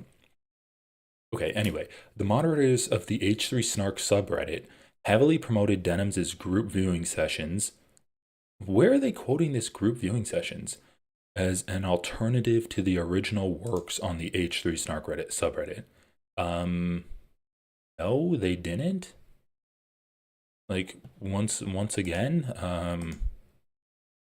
they didn't say it's an alternative, did they? Okay, hold on. H3 Productions. Where's that screenshot that Ethan posted? Bro, this was just so fucking cringy. And man, it's a 20-minute video and he used 2 copyrighted songs. Okay, wanting to watch the nuke without showing support for H3. Several creators have mentioned that they're planning to stream their reactions or post-reaction videos. If you're planning to watch along with any of them, so they're basically listing a group of creators that are reacting to it basically. So they're saying if you want to watch with these creators, here are their links. Just they're not saying that this is a substitute for the original. Hey, thank you for the 10 gifted subs. Everyone, if you also want your name to be in green, please consider joining the channel. It's only 99 cents a month, and you can see how shitty of a gamer I am. Hopefully. I'll try to hook up that so I can stream gaming. Oh my god, I remember this day on Twitch, there was a rolling wave of botting. Everyone on the front of a category got a 40k-ish boost on the day, didn't they? I don't know. I don't really know about Twitch. Okay, so what do we have here? As a direct result, Denham's group viewing sessions of the works. What were they talking about? Oh, the works is the series of podcasting and the content nuke that Ethan made. Okay, that's hilarious. So Denham's group viewing sessions of the works peaked at approximately 45,800 concurrent viewers, when her previous stream only achieved approximately 3,300. Denham's greatly profited from her group viewing session of the works through advertising revenue, donations, and paid subscriptions. Okay, like, can you show how this hurt your clients' pocketbook? And also, can you show how this is not transformative? Like most lazy reaction videos, Denham's peppers her group viewing session of TEI's works with primarily brief and sporadic observations, which can be categorized as follows. Like, this is what I thought Ethan's video was actually going to be.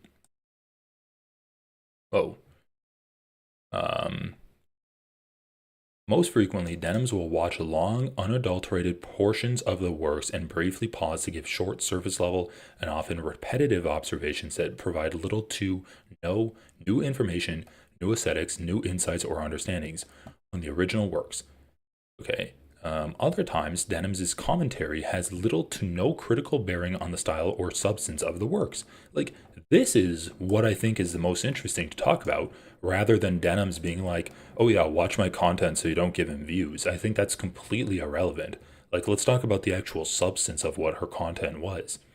Because literally, like, showing the clips of Denham saying, watch my content, don't give him views, that's providing new content. That's transforming the work. If that was included in her reaction, then that's like different. That's a different substance. That's a different style of video than what Ethan's is.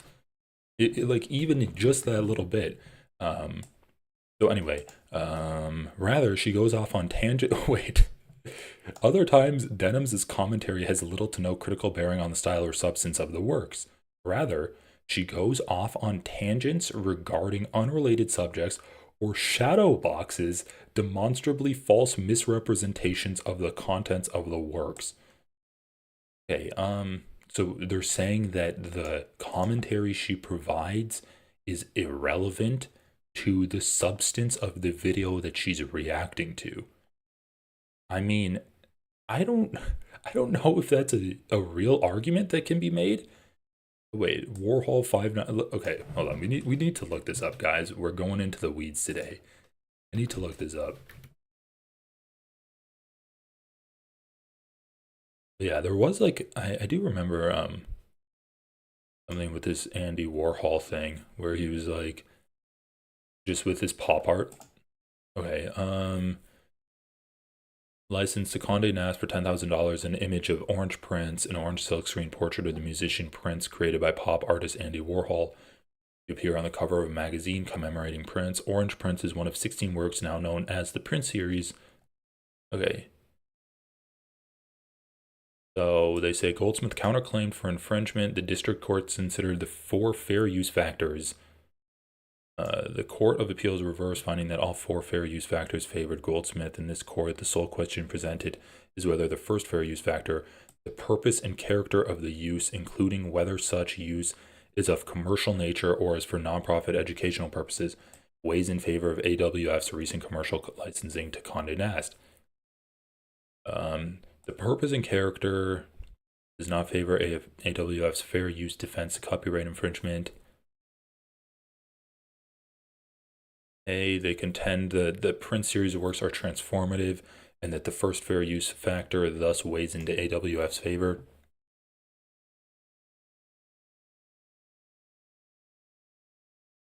Okay, is not without more, just trying to see if we can find anything relevant to them saying that there's like Denham's didn't do a good job reacting. Like, that's kind of insane to me. Copyright Act encourages creativity by granting to the creator of an original work a bundle of rights that includes the rights to reproduce copyrighted work and prepare derivative works. Copyright, however, balances the benefits of incentives to create against the cost of restrictions on copying. This balancing act is reflected in the common law doctrine of fair use. Fair use of copyrighted work for purposes such as criticism, comment, news reporting, teaching, scholarship, or research is not an infringement of copyright. To determine whether a particular use is fair, the statute enumerates 4 factors to be considered.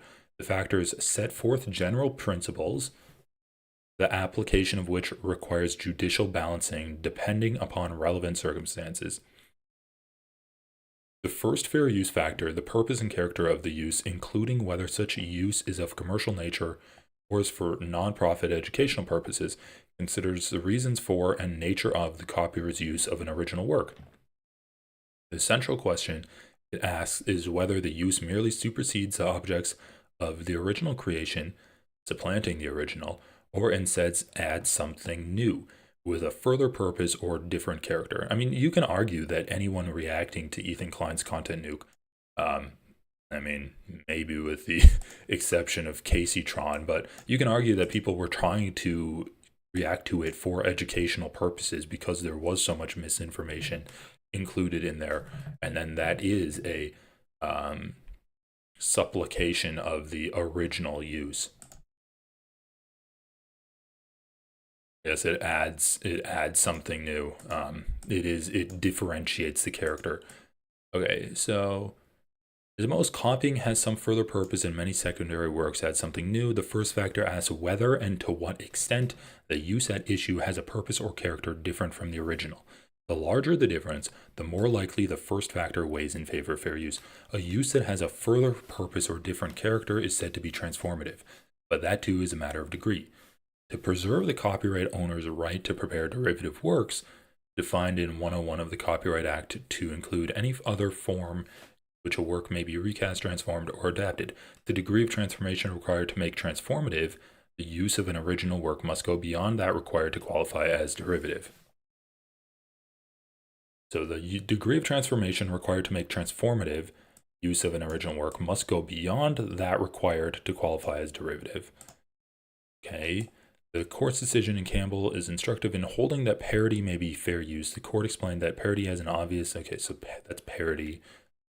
Campbell illustrates 2 important points. First, the fact that use is commercial as opposed to nonprofit is an additional element of the first fair use factor. That makes sense. Requires an analysis of the specific use of copyrighted work that is alleged to be an infringement. The same copying may be fair when used for one purpose but not another. Okay, I think that's kind of irrelevant too. I mean, Denims can argue once again that her work was supposedly like educational and informative, or like even criticizing. Warhol made transformative use of it. Campbell did describe as a transformative use as one that alters the first work with new expression, meaning, or message.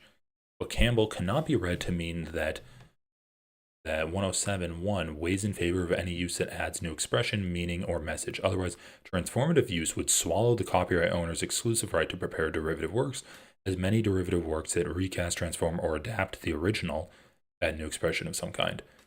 Okay, I don't know, is there Supreme Court of the United States?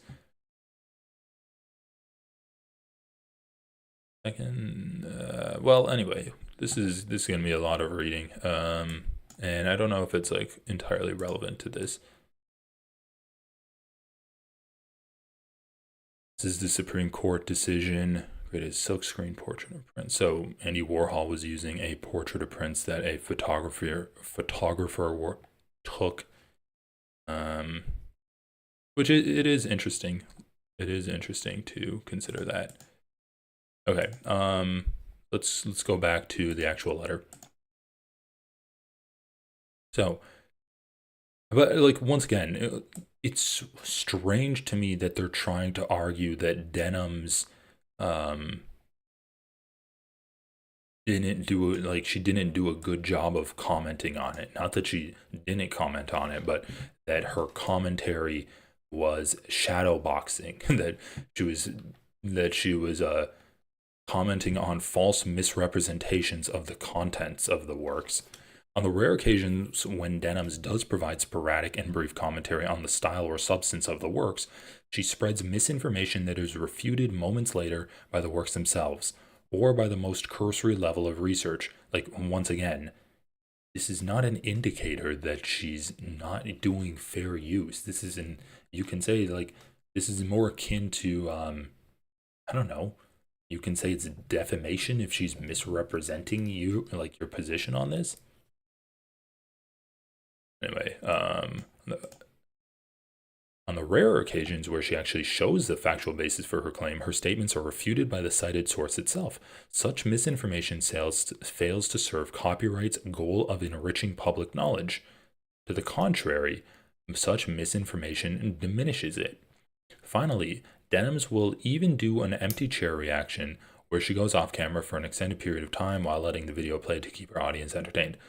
The poverty of Denims' commentary, coupled with her highly commercial use of the works that she specifically intended to serve as substitute for the originals, fails to justify copying TEI's works in their entirety, or nearly in their entirety. Rather, Denims' group viewing session is a quintessential example of copyright infringement, the unauthorized exploitation of TEI's works to get attention and avoid the drudgery in working up something fresh.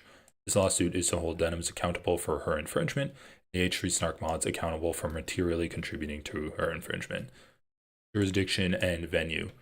Okay, parties, TEI, Denims, H3 Snark mods, those comprised of NAS 1 through 10. The true names and exact locations are presently unknown, which therefore sues said DOE defendants, DOE's numbers 1 through 10, and will seek leave to amend this complaint. DOE number 1 is female. Oh my god, dude. This is so bad. Bro, saying, like, this is crazy. The H3 Snark mods linking people that are watching the stream, or that aren't even watching the stream, but have said that they're going to watch the stream. Once again, this stream, this is creators that have mentioned they're planning to stream their reactions. This isn't even direct links to the content that they're streaming, and Ethan's suing them for contributing to copyright infringement. That's crazy. Like, once again, these people, like, have no idea what the reaction is going to be like. Okay, background of TEI. So this is just the Denims lawsuit. What the fuck, dude? The alt-left's answer to Kellyanne Conway? Bro, Denims LARPs as a revolution. What the fuck is this? Wait, they're going on? What's the point of this? Holy shit.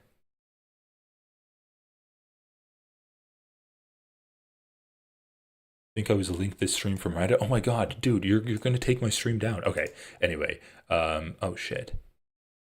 Okay, where were we? Jurisdiction and venue, factual allegations. So they're saying TI was founded in 2016. That's just, okay, so they're just giving the background for people. TI was founded in 2016 by Ethan and Klein. The Kleins rose to prominence on YouTube with 2 channels. The Kleins created highly stylized reaction videos to other YouTube videos. I mean, not really anymore. I mean, now their podcast is pretty much watching people's videos and just doing lazy reactions to it. The Kleins' reaction videos intersperse relatively short segments of the original video. Segments of the Kleins' commentary after TEI was established. The Kleins assigned both channels to TEI. In 2016, the Kleins were sued for copyright infringement, defamation, and misrepresentation by Matt Hossanzadeh. The copyright claim concerned a reaction video uploaded to their Ethan and Healy YouTube channel. I don't really care about this. On August 23rd, the court granted summary judgment for the Kleins on all of Matt Haas's claims. For the copyright infringement claim, the court found the Klein video made a fair use of the Haas video. In 2017, TEI established the H3 podcast channel on YouTube. Okay, so while they're talking about that, like, let's just take a quick look at this. So this is just a summary of this.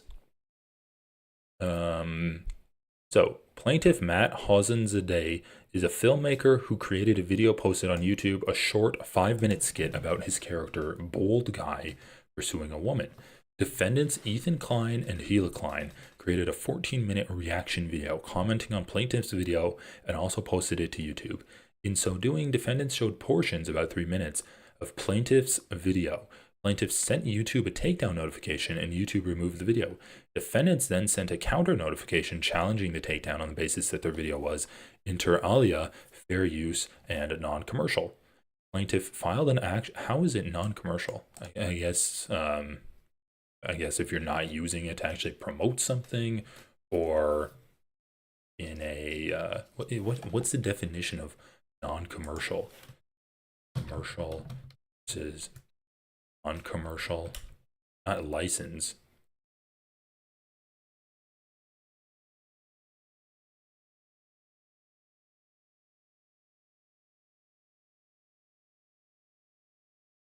Non-commercial uses are fair and commercial uses are not. Like, they were making money off of it, right? Oh yeah, like Ethan Klein definitely siphoned off views from iDubbbz' video. Like, he does this all the time.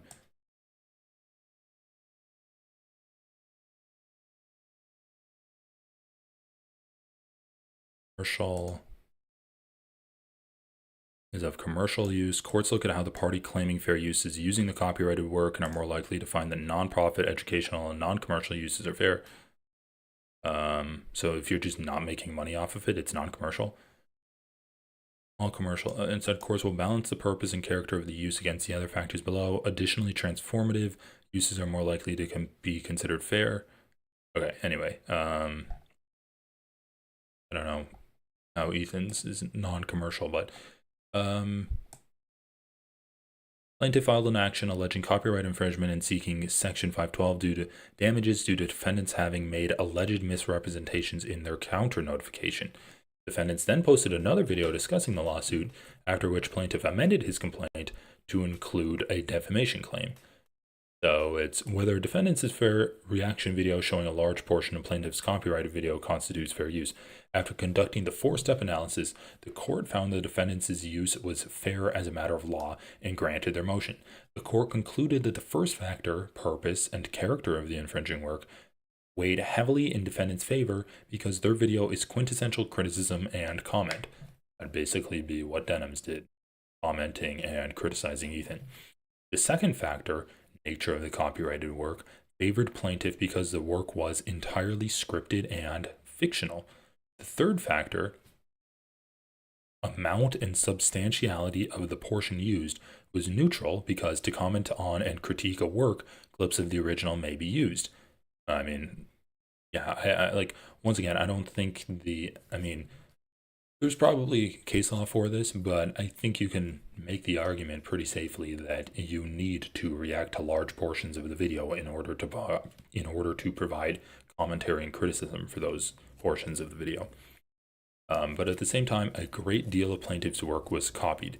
The final factor, effect of the use upon the potential market, weighed in favor of defendants because their video does not serve as a market substitute for plaintiff's video, since it responds to and transforms plaintiff's video from a skit into fodder for caustic moment-by-moment commentary and mockery. Accordingly, the court found defendants' use was fair and granted their motion for summary judgment. Once again, I don't think you can really say Denims' Twitch stream is a market substitute for Ethan Klein's video. Like, people specifically not wanting to watch Ethan Klein's video clicked on Denims' stream. Hey, thank you for becoming a channel member. Yeah, he set the case law, and that's why the title of this is that Ethan has become everything that he hates. Okay, the court also dismissed the plaintiff's claim for damages, defamation, basically, because it was fair use, so it wasn't really defamation. So, like, he got criticized for using a substantial portion of someone's video in his video and commenting on it. Like, did the judge really take into account the style of commentary and whether he agreed with the commentary or not? Or was he like, oh, well, you missed the point of Bold Guy's video. And so since you missed the point, your commentary was shadowboxing, and thus you weren't actually transforming the work because you weren't addressing the work. I just think that's ridiculous to argue. Hey, thank you for the super chat. Thank you for your continued coverage. Good night, all. Hey, thanks. Have a good evening. Thanks for hanging out with us and doing a watch party of this video. Oh my god, I'm gonna get sued. Whenever feasible. Okay, so let's just continue reading a little bit of this. I don't know how fucking long. This is really long, though. Maybe we'll finish reading it tomorrow. So what do we got here? TI formulated and refined best practices based on the principle, whenever feasible, pre-screening the original work and outlining the criticism and commentary before the broadcast. This is so funny because they don't do any of this anymore. They just play full videos and then like react to it. Ensuring the commentary was directly related to the style and or substance of the original work. Only broadcasting the portion of the original work that would be subject to critique. Pausing the, like, okay. Everyone reacts to videos online, even Ethan and Hila, and their lawyer is misrepresenting the way that they actually react to videos on their podcast these days. Like, it was true that maybe in their edited videos channel, they actually did chop up their criticisms and substantially change the amount that they show, but now they just play full videos and react to them. Ensuring that the duration of commentary was substantially longer than the portion of the original work show immediately before the commentary. Denims, the alt-left's answer to Kellyanne Conway, which is fucking great. Like, Kellyanne Conway, Trump's first White House press secretary. As a so she LARPs, bro. Why the who, dude? I swear their lawyer is like a gamer. Why is he using LARPs? Okay, Denham's LARPs as a revolutionary from the comfort of her bedroom in California. She is a prolific purveyor of misinformation and speaks with great confidence on topics where her knowledge leaves much to be desired. Like, is this common to, in a letter suing someone for copyright infringement, to like attack the person's character who did the copyright infringement? Like, shouldn't that be completely irrelevant? Denim can fight on count 5 here, but that's about it. Watching the whole vid while saying don't watch his vid is a violation. How is that a violation? It's literally not a violation. Like, nothing in this says that if you say don't watch the person's original work, that's not a violation.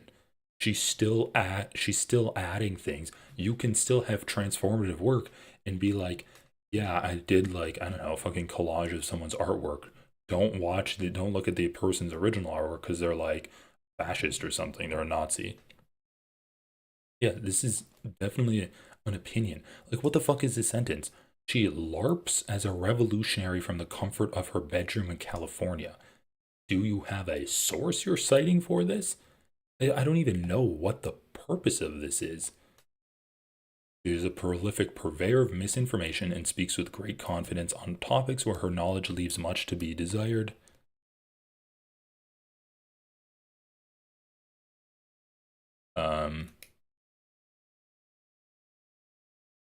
Adams repeatedly inserts herself into public controversies by employing poor judgment, knee-jerk contrarianism, and a consistent impulse to defend the indefensible, including copyright infringement, terrorism, and extremism.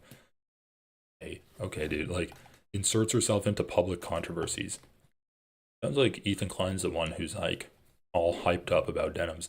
Denims is one of the most loyal and ardent defenders of Hasan Piker. Why is this in here?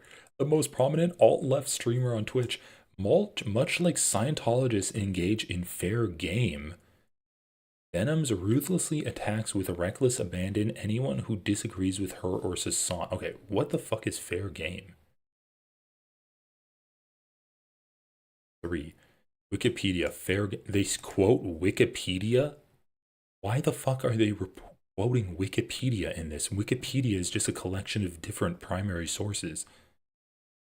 The term fair game is used to describe policies and practices carried out by the Church of Scientology towards people and groups it perceives as its enemies. What? This is so weird to me. Denims ruthlessly attacks anyone with reckless abandon, anyone who disagrees with her or Hasan. She parrots Hasan's style, rhetoric, and content strategy. Bro, this is so sad. This is actually like Ethan's sexual frustrations towards Denims just manifested on this page. Like, why are they getting so in depth with the psychology and the way Denim streams on her show? Like, this seems to be utterly irrelevant to the question of if her reaction to the content nuke was fair use or not. Denims ruthlessly attacks with reckless abandon anyone who disagrees with her or Hasan. She parrots Hasan's style, rhetoric, and content strategy, regularly streaming React content with minimal transformation or commentary. Oh my god, so does Ethan fucking Klein, dude. What the fuck? As such, she has assumed a leading role in Hasan's waiting room. Oh my god, dude. This is so cringy. This is literally just like Ethan Klein's frustrations with people like Hasan and other members of the left put into like a legal document. Like, it's embarrassing to me as someone who makes content on the internet to think that a judge is going to be reading someone's delusional internet drama transcribed down into like randomly trying to just defame someone who he's accusing of copyright infringement. On November 17th, 2023, in a now deleted video, you realize she streams on Twitch, right? She has a fan channel that deletes video. She didn't do it in a deleted video. It was a Twitch stream. My god, why are his lawyers fucking idiots? Denims read Osama bin Laden's letter to America in its entirety on stream. She frequently expressed agreement and support for the letter, such as, America deserved 9/11. I can't disavow facts, man. I can't disavow reality. That's not how it works, bro. Denim's reading from the letter. Why do they attack us in New York and Washington? If Ariel Sharon is a man of peace in the eyes of George Bush, then we are also men of peace. America does not understand the language of manners and principles, so we are addressing it using the language it understands. Denim's response. He's not wrong about that. The U.S. only understands violence. That's a perfectly valid thing to say there, right? Like, United... Okay. Like, once again, what the fuck is the purpose of this? Only suing smaller creators is a dead giveaway. It makes 100% just as rebuttal to the criticism he's received since it's new. It's just insane. It's like, oh yeah, Denims did copyright infringement. She also is a fake revolutionary and read Osama bin Laden's letter and it loves Hasan. Is he going to talk about how she had sex with Destiny too? Is that the next paragraph? Bin Laden's criticisms of the United States are all correct. Oh my god, no. She read Osama bin Laden's letter. A letter that's been read millions of times on the internet. We should kill her now. What do you want from people, dude? Despite Twitch's prohibition on terrorist propaganda, Twitch gave Denims a slap on the wrist by banning her just for a day. Well, maybe that's an issue you have with Twitch. What? Once again, what is the purpose of this shit? Okay, let's continue. Denims, on December 12, 2022, Denims responded to the December 8th, 2022 video of June Nicole Lepine, Shoe on Head. God damn it. I'm sorry. I know Shoe on Head watches my content sometimes when I react to her. I did not actually try to just like dox her entire name, which criticized Balenciaga's advertising campaign that depicted minors in highly sexualized BDSM attire. Rather than Bro, Ethan's lawyer is picking up 3 years old drama, internet drama, to try to attack Denims. Rather than acknowledge the widespread concern, Denims took the absurdly grotesque position of defending Balenciaga's advertising campaign and attempted to paint Shoe on Head as homophobic, despite Shoe on Head not mentioning homosexuality whatsoever. Oh yeah. You're not gonna give a quote of her doing this. Where's the Shoe on Head thing? Okay, here we go.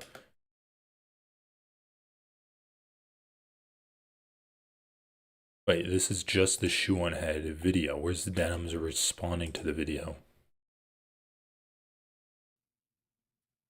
Aw, thank you, Sundance. Bro, they're quoting a video with 64 views. What the fuck? This is like some kind of schizophrenic attack on Denham's character. What the hell is... How did he find this? They have less than 400 subscribers. Thank you. He was shy.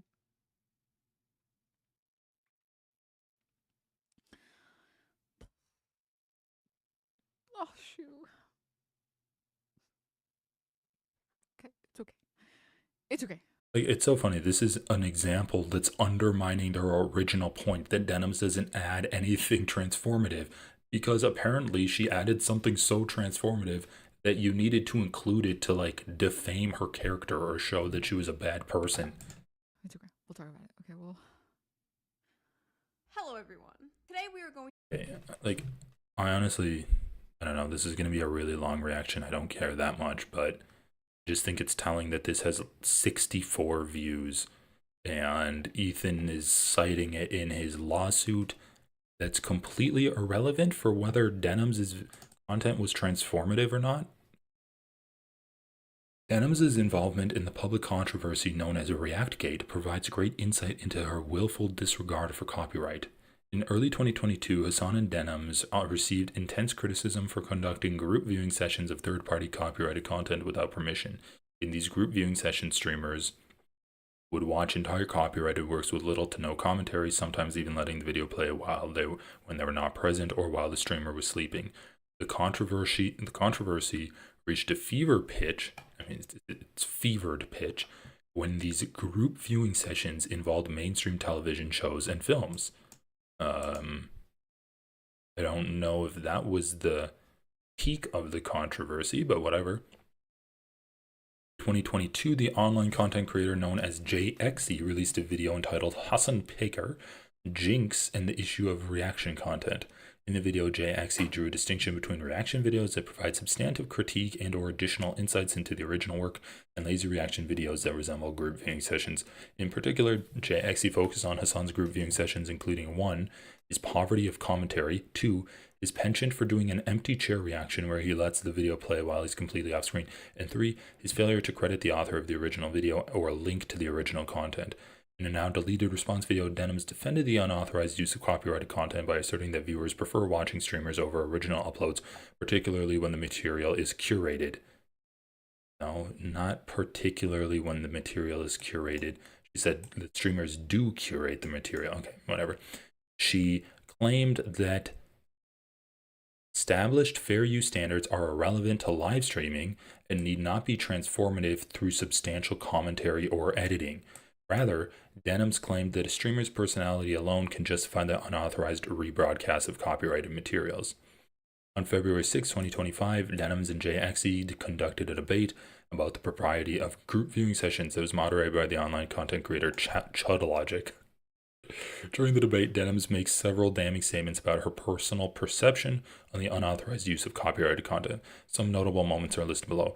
Early on in the debate, Denham's acknowledges that she uses third-party content as filler and that it siphons views away from the original. I just want to be clear on my opinion, like filler content and stuff. I think filler content, you shouldn't do it. I know I do it as a React streamer.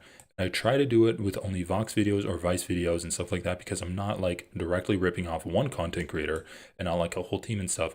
And most of those videos have like 5 million views. I only get like 500 viewers. Likely, I'm not even going to be taking out. I'm taking May 50 views from the video. It's a lot harder to feel like, I guess, bad about that. Shortly thereafter, Denham's accepts her own bias in the situation and her desire to use third-party content. Maybe I'm coping because I'm a reactor and I want to have that content. Okay, fair enough. Later in the debate, Denham sets forth her theory to justify a group viewing session of third-party content. That Twitch streamers are curators that provide a communal experience. She sets forth her theory to justify it. Experience of watching content with their own audience who do not want to take the time to find YouTube content on their own. You know, I'm sure if you click on a random part of the video, I might not be saying anything, sure, whatever. I might walk away from the screen. I mean, once again, this is completely irrelevant to the issue at hand of Denham. Was like, really the only question is, was Denham's commentary transformative enough to constitute fair use for this one video? Like, Sure, you can say that her commentary when she's like eating a hamburger or something, when she's watching a Vice video, it isn't transformative enough. You can argue that, but that's not the question at hand here. And you're even saying here that like she did provide commentary, but then you're like, oh, but her commentary wasn't good enough. She was misrepresenting the content of the video, and so it's actually the commentary was somehow irrelevant.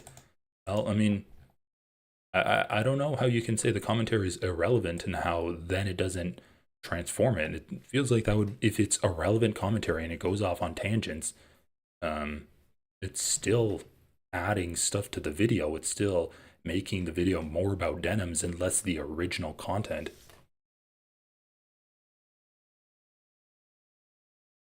This feels irrelevant to her reacting to E's video. Going to be a long battle. No way this gets dismissed right off. Later in the debate, Denim sets forth her theory to justify a group viewing session. I mean, Ethan had a pretty long battle, right? With, I guess I don't know how long this actually took to resolve at Hasan Zadaya, but probably like at least a couple of months.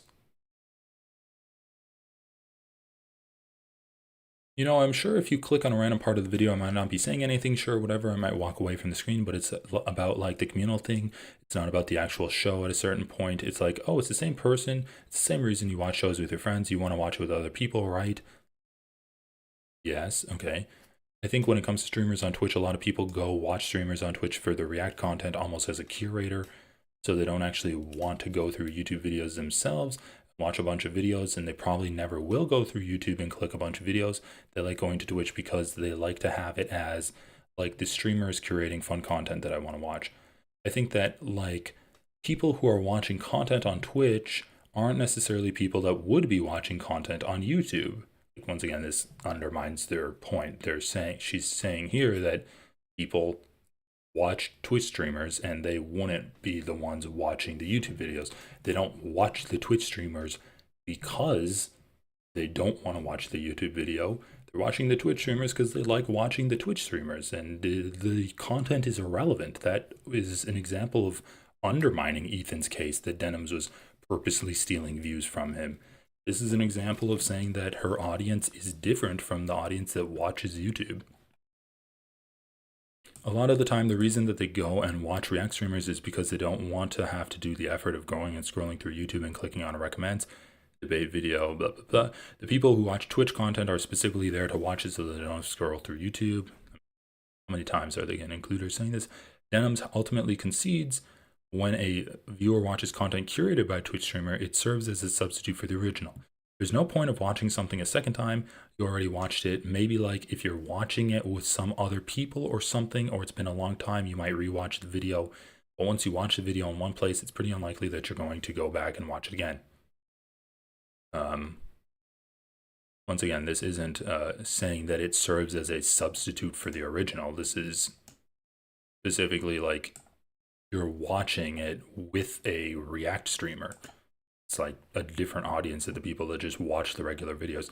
If someone watches content on someone else's stream, there's a very low likelihood they're going to go watch it separately and give you the viewer the like. Yeah, like that's true. But also, if you didn't watch the video on someone else's stream, you probably wouldn't watch it anyway. Oh my god, then they do a fucking background on H3 snark. I'm just not going to read this because I don't really care and I don't want to. What the fuck is going on in this? Don't want to dox people. What? Now they're talking about Hasan? Oh my god. Hasan emerged as the modern incarnation of the Grand Mufti Haj Amin al-Husseini. Like al-Husseini, Hasan became a passionate advocate and a highly charismatic leader of the Palestinian cause. Like al-Husseini, Hasan used his massive platform to spread genocidal rhetoric about anyone advocating for the right of Jewish self-determination in their ancestral homeland, i.e. Zionists. Genocidal rhetoric. Oh my god, okay. Give me the example. Give me the example of where he did genocidal rhetoric. Oh, wait, no. They didn't cite the example of genocidal rhetoric. They... What is this? Here, where's 20? Where's 20? Philip Matar, the Mufti of Jerusalem, Britannica, Zionism. Jewish Virtual Library, Zionism, definition of Zionism. So they cite the definition of Zionism. Big disagreements over the word in use for 125 years. Jewish Virtual Library, Zionism, table of contents. So they're just citing the examples of Zionism. They're not actually citing the genocidal rhetoric that they're claiming Hasan is using against Jews. What the fuck? Look at this. Like al-Husseini, Hasan used his massive platform to spread genocidal rhetoric about anyone advocating for the right of Jewish self-determination in their ancestral homeland. So once again, Hasan said, Zionists aren't fit to be dog catchers. Where's the genocide in that? The primary difference between, and then they don't actually cite that at all. They don't cite their sources and back up this claim at all, other than citing 3 different sources that define what a Zionist is. The primary difference between Hasan and al-Husseini is that al-Husseini worked with the Nazis and advocated the annihilation of Jews. Yeah, I'd say that's a difference. While Hasan advocates the annihilation of all Zionists. No, he doesn't, bro. Like, saying that Zionists shouldn't have any kind of sway in the government and in the decision-making of the populace is not advocating for their annihilation. Since the vast majority of Jews in the United States say caring about Israel is essential or important, this would necessarily include the vast majority of Jews. Okay, where's your source for this? Because it would also include the vast majority of Christians and Republicans, if you're talking about Zionists. It would include the vast majority of politicians. How U.S. Jews are experiencing the Israel-Hamas war. So we have a research center, Pew Research Center right here. What do we got? U.S. Jews age 18 to 34 divided over whether Israel's response to Hamas's October 7th attack is acceptable. Most Jews say, by comparison, 89%, wait, what is this? For why the war is being fought in the first place, 77% of Jewish adults, including a majority in every age group, say Hamas's reasons for fighting Israel are not valid, but Jewish adults under 35 are more likely than older Jews to say that Hamas's reasons for fighting are valid. Okay, by comparison, 89% of Jewish Americans say Israel's reasons for fighting Hamas are valid. Younger Jews are less likely than their older counterparts to say Israel's reasons for fighting Hamas are valid, though about 8 in 10 are more in every age. Though about 8 in 10 or more in every age group say this. Views of the people and leadership involved in the war. Young U.S. Jews are divided in the views of the Israeli government. But wait, what did they cite? They cited that caring about Israel is essential or important. First of all, you can care about Israel without being a Zionist and being pro-genocide and pro-ethno-state. You can have feelings that Israel is important to you, like Sam Cedar said, without being a Zionist. Sam Cedar has strong feelings towards Israel. So, you can have like fond memories even of Israel without actually being a Zionist. So the insistence on conflating people that are advocating for the ethno-state of Israel with all Jews is straight up anti-Semitic, like, and even misrepresenting these polls by saying that, oh, people say that it's important to care about Israel, so they must be in favor of the ethno-state of Israel. That is anti-Semitic too. Like, and you are misrepresenting these polls. Even if they support the Palestinian cause and vehemently condemn the actions of the Israeli government, even this person is saying that you can feel that Israel is important without supporting the actions of the Israeli government and being a supporter of the Palestinian cause. Well, being a supporter of the Palestinian cause is definitionally being against the ethno-state of Israel, because Palestinians are second-class citizens within Israel and within the West Bank and within Gaza. And so if you are a supporter of the Palestinian cause, then I would say you're not a Zionist, as long as you're being a good supporter of it. Then they're showing the guy who met with Hitler, or they're showing the guy they compared Hasan to meeting with Hitler and Heinrich Himmler.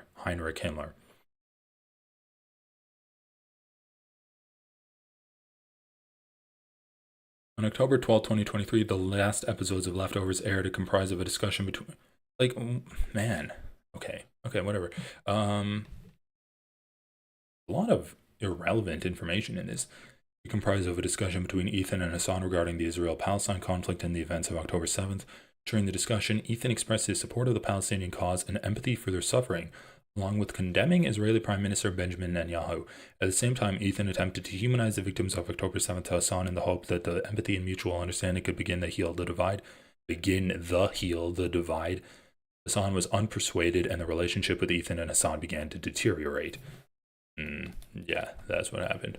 In the aftermath of the falling out between Ethan and Hasan, H3 Snark became a radioactive hub of fallen fans of TEI content in the Kleins. It became a focal point for spreading vicious lies, outlandish conspiracy theories, and hallucinatory misrepresentations about the Kleins. Despite their hatred towards the Kleins, the rampant copyright infringement on H3 Snark, the users of H3 Snark had an insatiable appetite for TEI's content. The H3 Snark users, however, did not want TEI to receive any views or advertising revenue from the consumption of TEI's content. As a result, H3 Snark became a locus of copyright infringement of TEI content as detailed below. One method the H3 Snark mods employed to consume TEI content was to share links of TEI content on YouTube, a website that provides unauthorized access to YouTube videos and publicly performs them, which constitutes copyright infringement. YouTube had particular appeal to H3 Snark mods and H3 Snark users because a video watched on YouTube did not result in a view or advertising revenue to the original on YouTube. Okay, so how are they committing copyright infringement? By linking content that is copyright infringement? Participating in the proliferation of that content? Is that what they're arguing?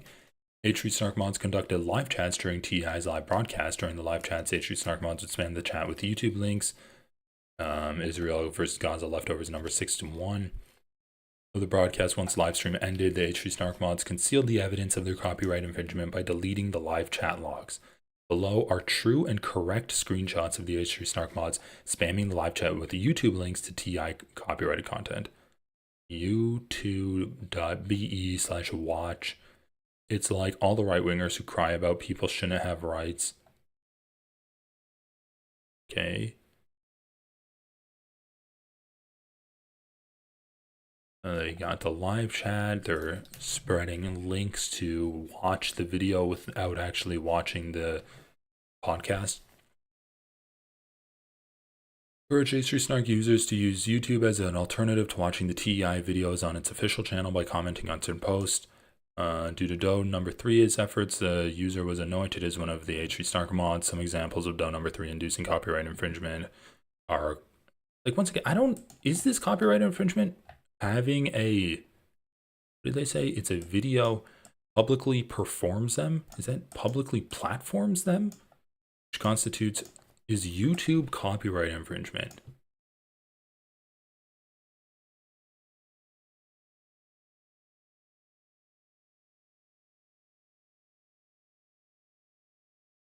Like, how does this, YouTube, I can't even see this. What is this, YouTube?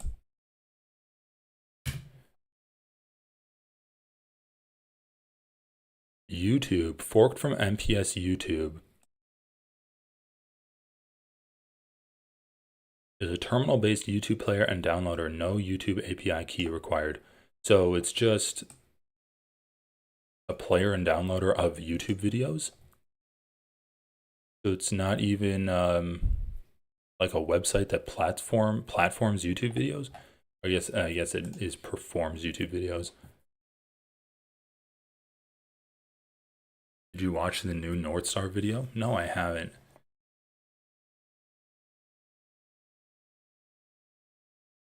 Not a slam dunk. He's also demanding a jury trial, which is more of a gamble. He requested a jury trial.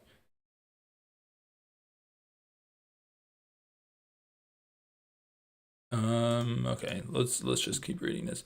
YouTube had particular appeal to H3 Snark mods and H3 Snark users because a video watch on YouTube does not result in a view. H3 Snark mods conducted live chats during TEI's live broadcasts. The Snark mods would spam the chat with YouTube links. Once the live stream ended, the H3 Snark mods concealed the evidence of the copyright infringement by deleting the chats. I wonder if, are these links still live? Let me check it out.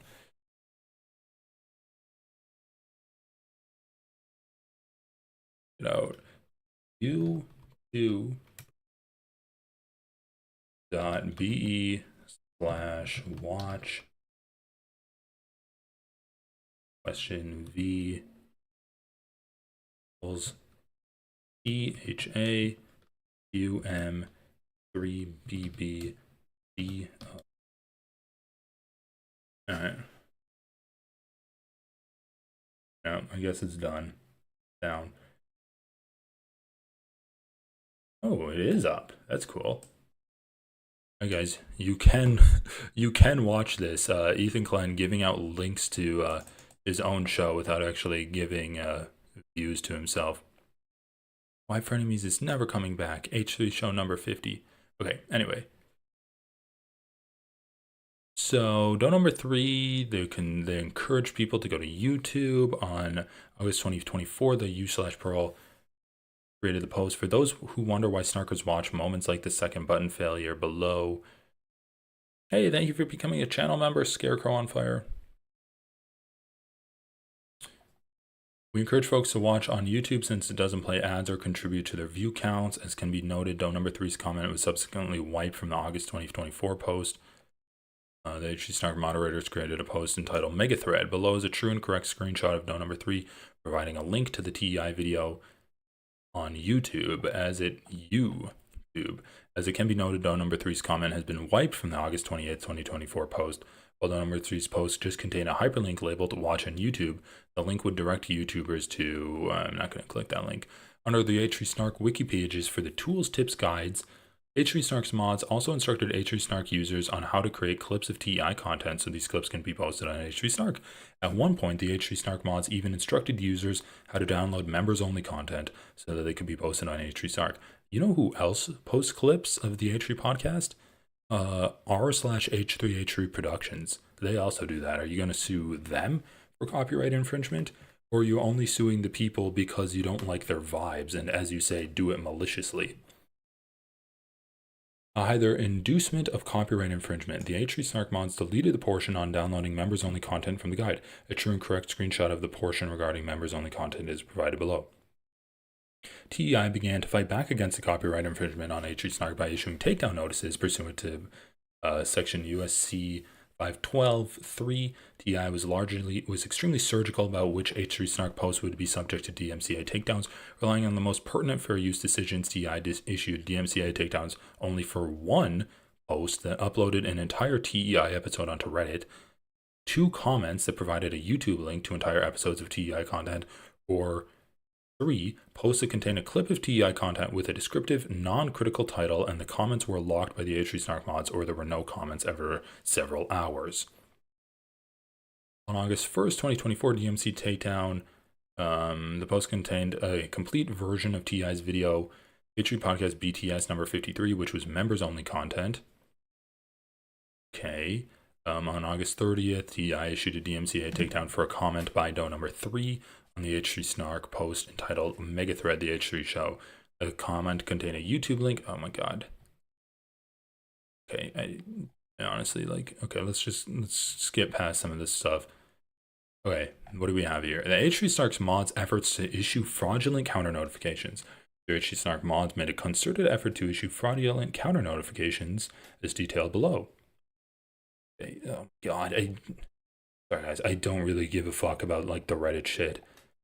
TEI creates and registers the nuke. Okay, let's read some of this. By the fall of 2024, Ethan and Ela Klein's concern reached a fever pitch. Isn't it fevered pitch? I've never heard it described as a fever pitch. Over Hasan radicalizing his audience with propaganda from Ansar Allah, aka the Houthis, Hezbollah, and Hamas. The Kleins were equally concerned with Twitch's refusal to enforce its community guidelines against Hasan in his so-called waiting room. Other Twitch streamers like Denims who parrot Hasan and parasitically leech off his audience by broadcasting immediately before or after his streams. How is that a bad thing, guys? She shares an audience with him. It would make sense to stream while he's not streaming. Hasan in his waiting room. Oh. It's just so petty. This is written in just such a petty way. Hijacked the necessary and important discussion of the Israeli-Palestine. Oh my god, dude. The Israeli-Palestinian conflict and the Gaza war. The Gaza war, oh my god. They employed genocidal rhetoric that painted all Israelis as subhuman, warranting annihilation. The term Zionist lost all meaning and quickly mutated into a thinly veiled dog whistle for Jews. To combat the tsunami of hateful rhetoric, Ethan and Eli Klein, wait, here.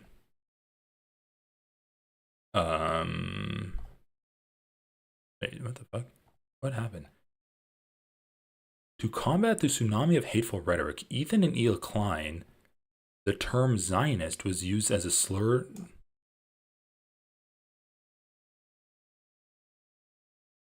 Wait, the term Zion, am I going crazy here?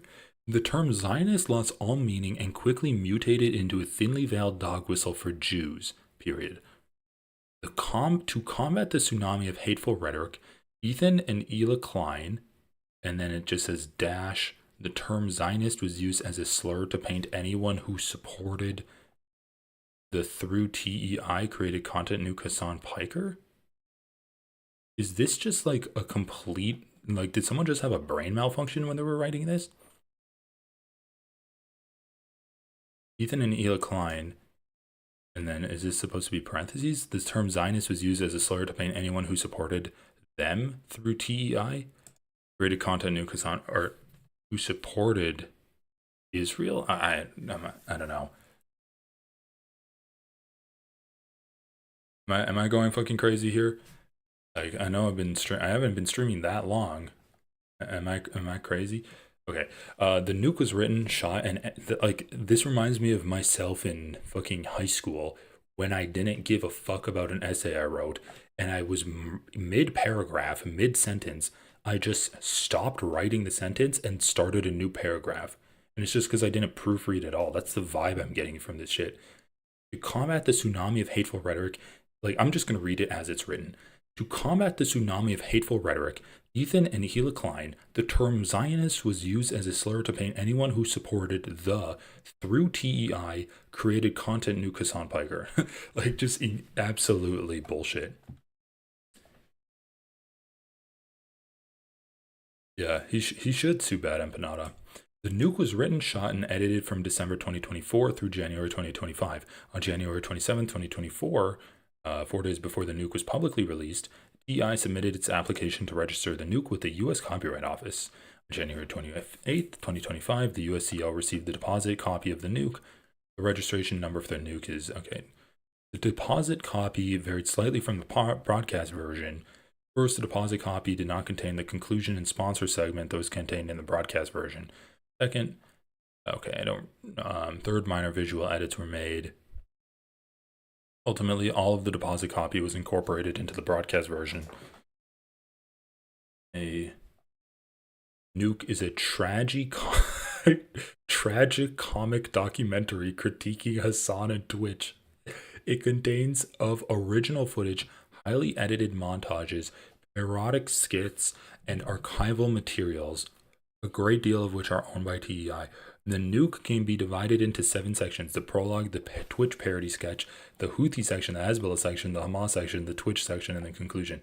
My god, dude, Ethan's just jerking himself off in this video. It's a tragic comic documentary critiquing Hasan and Twitch. Tragic comic is right. The prologue walks the audience, bro, oh my god, he literally just paid his lawyer to talk about how great his content nuke video was. The prologue, all right, let me read this as a documentary. The prologue walks the audience through Ethan's thesis of the nuke, that Hasan radicalizes his audience with genocidal and anti-Semitic terrorist propaganda. While admitting both of himself and Hasan are polarizing figures with controversial takes, Ethan explains he grew concerned with Hasan's rhetoric after hearing him excuse Russian and Chinese genocide and imperialism, namely Hasan's positions on Crimea, Tibet, Taiwan, and the Uyghurs.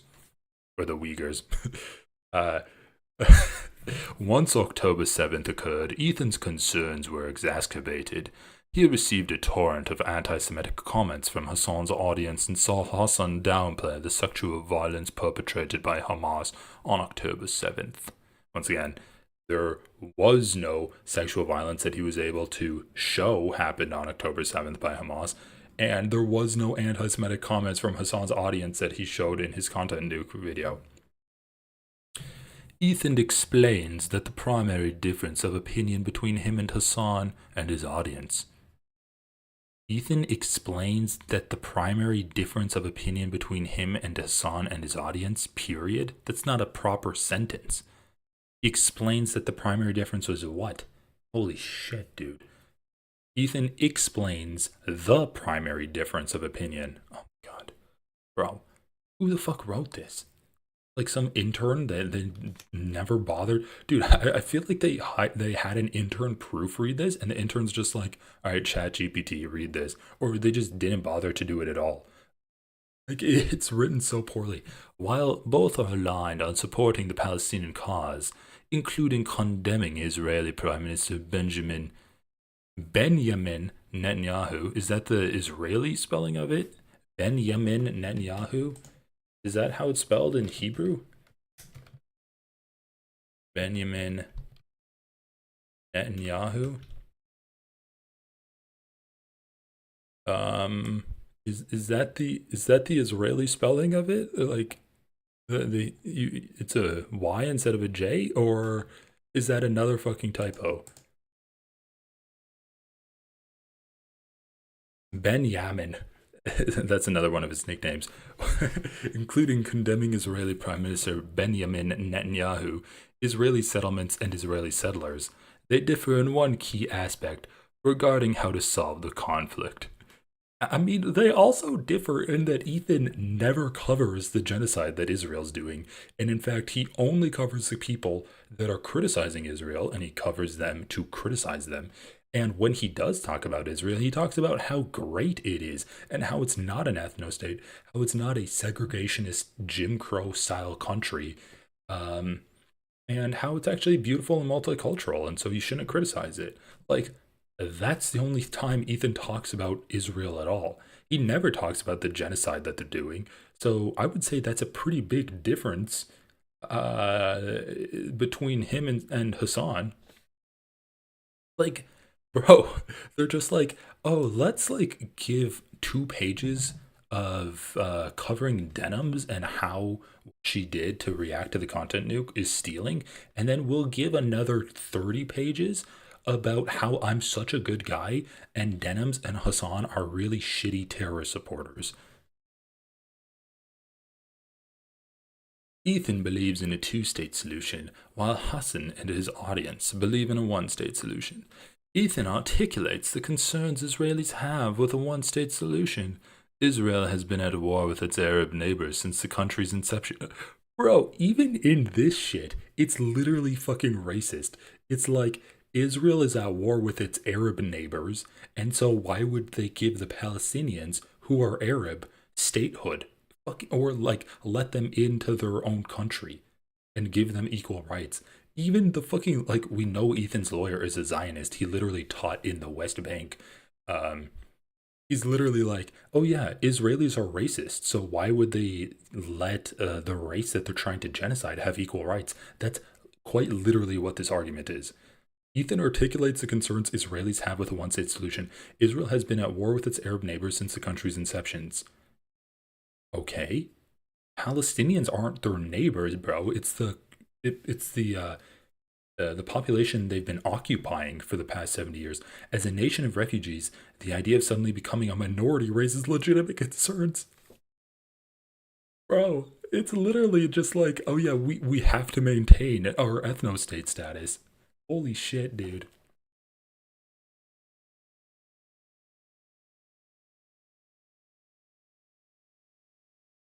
Okay. Arab, the flash drive as Exhibit E, who were expelled from Arab countries. Ethan then shows archival footage of Hasan, 1, supporting terrorism and glorifying terrorists, 2, admitting to hiding his power level, i.e. extremism. Her literal wife was a terrorist, and then she glorifies and supports terrorism on her Instagram as recently as like last week, when she supported a terrorist and said that she was a hero. What is the point of this? What am I even reading? Okay, admits to hiding his power level because it is a more palatable way to introduce young people into the radicalized. Like, this is literally just rehashing his content nuke. Oh my god. I'm sorry, guys. I'm not going to read all of this. This is way, like, this is just describing what Ethan did in his content nuke, but he had his lawyer do it. I mean, I'm sure we can find more funny things to joke about on here.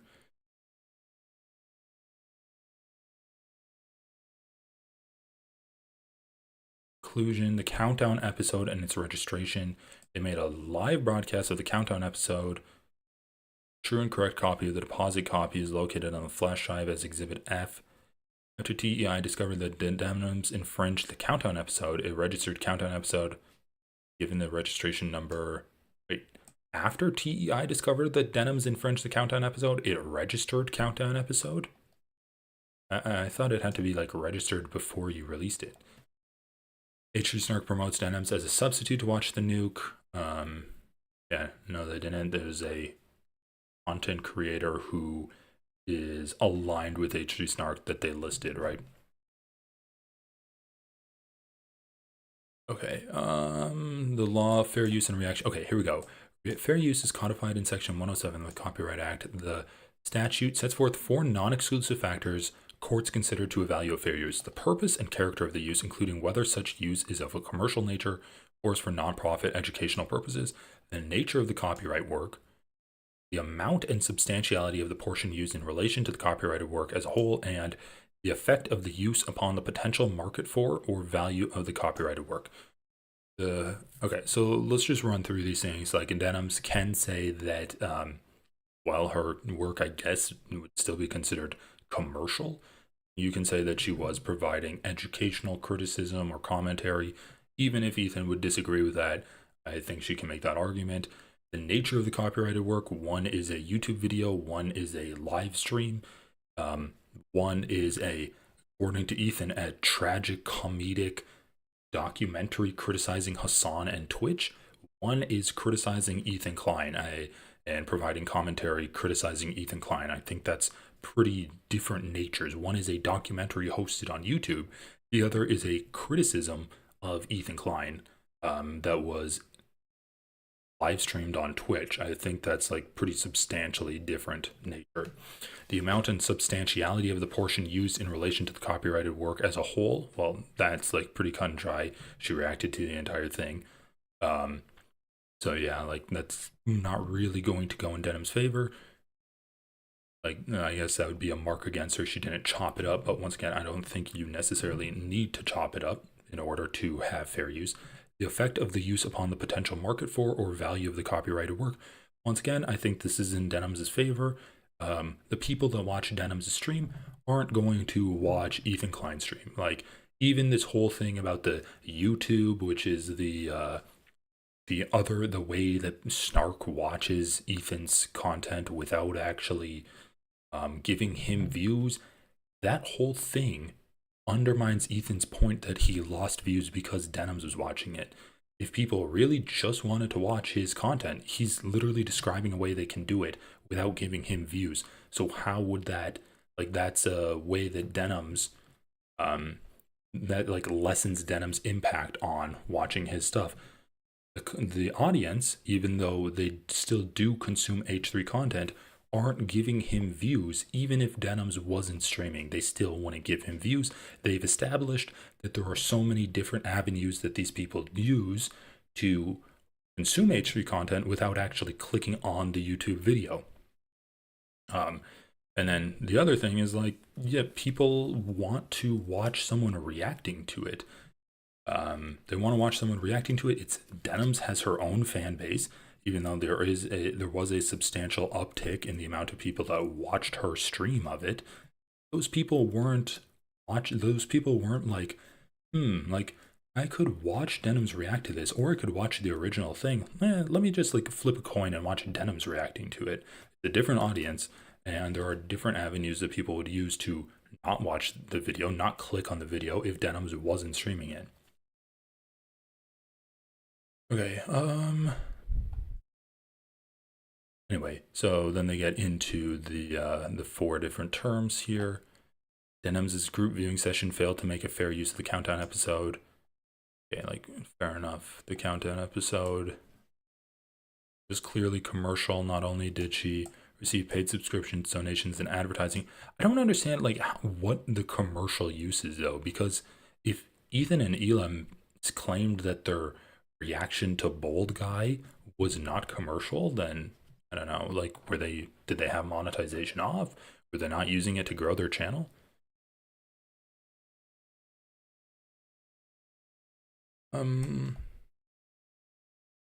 Okay, so early on in her group viewing session, Denims adds a Chiron stating content nuke drops at 1:30. She adds a countdown timer, encouraging people to watch her group viewing session of the nuke. If you want to watch it, come enjoy the watch party somewhere else. If you want to watch it, come enjoy the watch party somewhere else. I don't understand the context of it. If you want to watch the nuke, come enjoy. Why would she say come enjoy the watch party somewhere else? Whatever. As to the second fair use factor, the fact that the countdown episode was simultaneously broadcast with Denims' group viewing session does not weigh in her favor. That is true. Like, this has been used before, where it's like, if you stream the Super Bowl while the Super Bowl's going, that would be more indicative of copyright infringement than if you had streamed it after the Super Bowl went. Further, while containing numerous factual elements, the countdown episode contains numerous creative elements which weigh against fair use. As to the third fair use factor, this factor weighs heavily against fair use. It is readily apparent Denims' use was excessive for any potential criticism of the countdown episode. Okay, so they're just talking about the countdown episode right now. They failed to make fair use of the nuke. Okay, so they're just going to talk about this. A website that compiles statistical data on Twitch streamers. So they're just saying that Denims is that her audience spiked during the nuke. Denims entitled her group viewing session Ethan Klein Hasan Content Nuke Watch Party. This is not a drill. Shortly before her group viewing session of the nuke, Denims read a message from her chat stating, "We're relying on you to stay live so we don't give more views to the nuke." Denims replied with, "Yeah, I'm going to stream it. Since he confirmed it's coming out today, we're going to stream it." Immediately prior to and throughout Denims' group viewing session of the nuke, prominently displayed a Chiron at the top of the screen stating, "Watching Hasan Content Nuke from Ethan Klein." During Denims' group viewing, okay, Jesus Christ. So yeah, she watched it. Later after streaming, I found out I got signal boosted by Hasan Hascourt on the subreddit. What is it called? H3 Snark. And I know all of those people didn't want to give the video another view, which is why they watched it with me. Probably a lot of people, because they ended their H3 show immediately before releasing the video. So there probably was a lot of people that came to watch it here because they wanted to see what someone who would disagree with it would say. So yeah, she's literally saying they wanted to see what someone who would disagree with it would say. That's a different purpose of watching Denims' stream versus just watching the H3 video content nuke. Like, they're going to Denims for a different purpose other than just trying to watch the video without giving it a view. Like, I think Ethan has a better claim of taking down that service YouTube that doesn't actually provide any kind of commentary or gives a streamer reacting to it. Okay, they actually listed every time she talked about this? Wait, what is this? On 74 separate occasions, Denims' group viewing session consisted of watching the nuke for 30 seconds or more with no commentary whatsoever.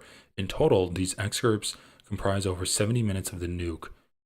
The poverty of Denims' commentary, coupled by frequently showing long, unadulterated portions of the nuke, further demonstrates that overriding and dominant purpose of Denims' group viewing session was to serve as a substitute for the original and not to provide critical commentary. Once again, if they're going to try to say that Denims specifically said, "I'm going to steal views from Ethan," then you can also include this quote where she said, "Oh yeah, they came here because they wanted to see what someone who would disagree with it would say," which is like completely undermines their point that she confessed to stealing it, because this would be a moment in time where she said people came to see the commentary, they didn't come to see the video.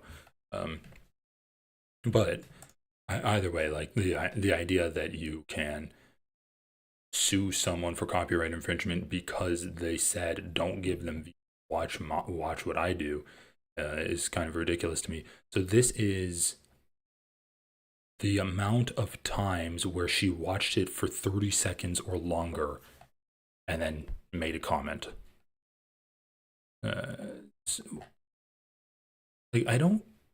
trying to say that like 70% of its total runtime was not paused over, like was not separated by interspersions of commentary 30 seconds, like within 30 seconds of each other.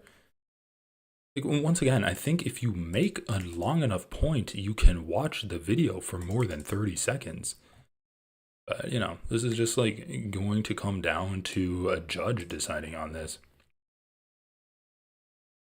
For the majority of her group viewing said, oh my god, just going to say GVS for now. Denham speaks briefly after showing a much longer excerpt of the nuke. The fact that she excerpts Denham's shows of the nuke frequently eclipse her statements further emphasizes that the primary purpose of her group viewing session was to provide a substitute for the original, and any commentary was merely an afterthought.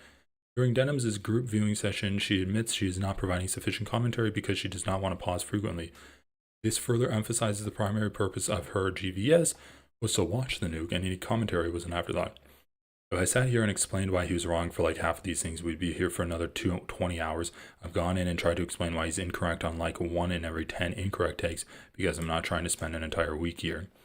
I don't even understand what to say about that because, yeah, this is wrong because of this, another wrong take. Okay, well, I just paused it for 10 minutes. I feel bad pausing it again because surely there will be something better here. Denham's admission that she failed to address the majority of the points raised in the nuke is self-evident.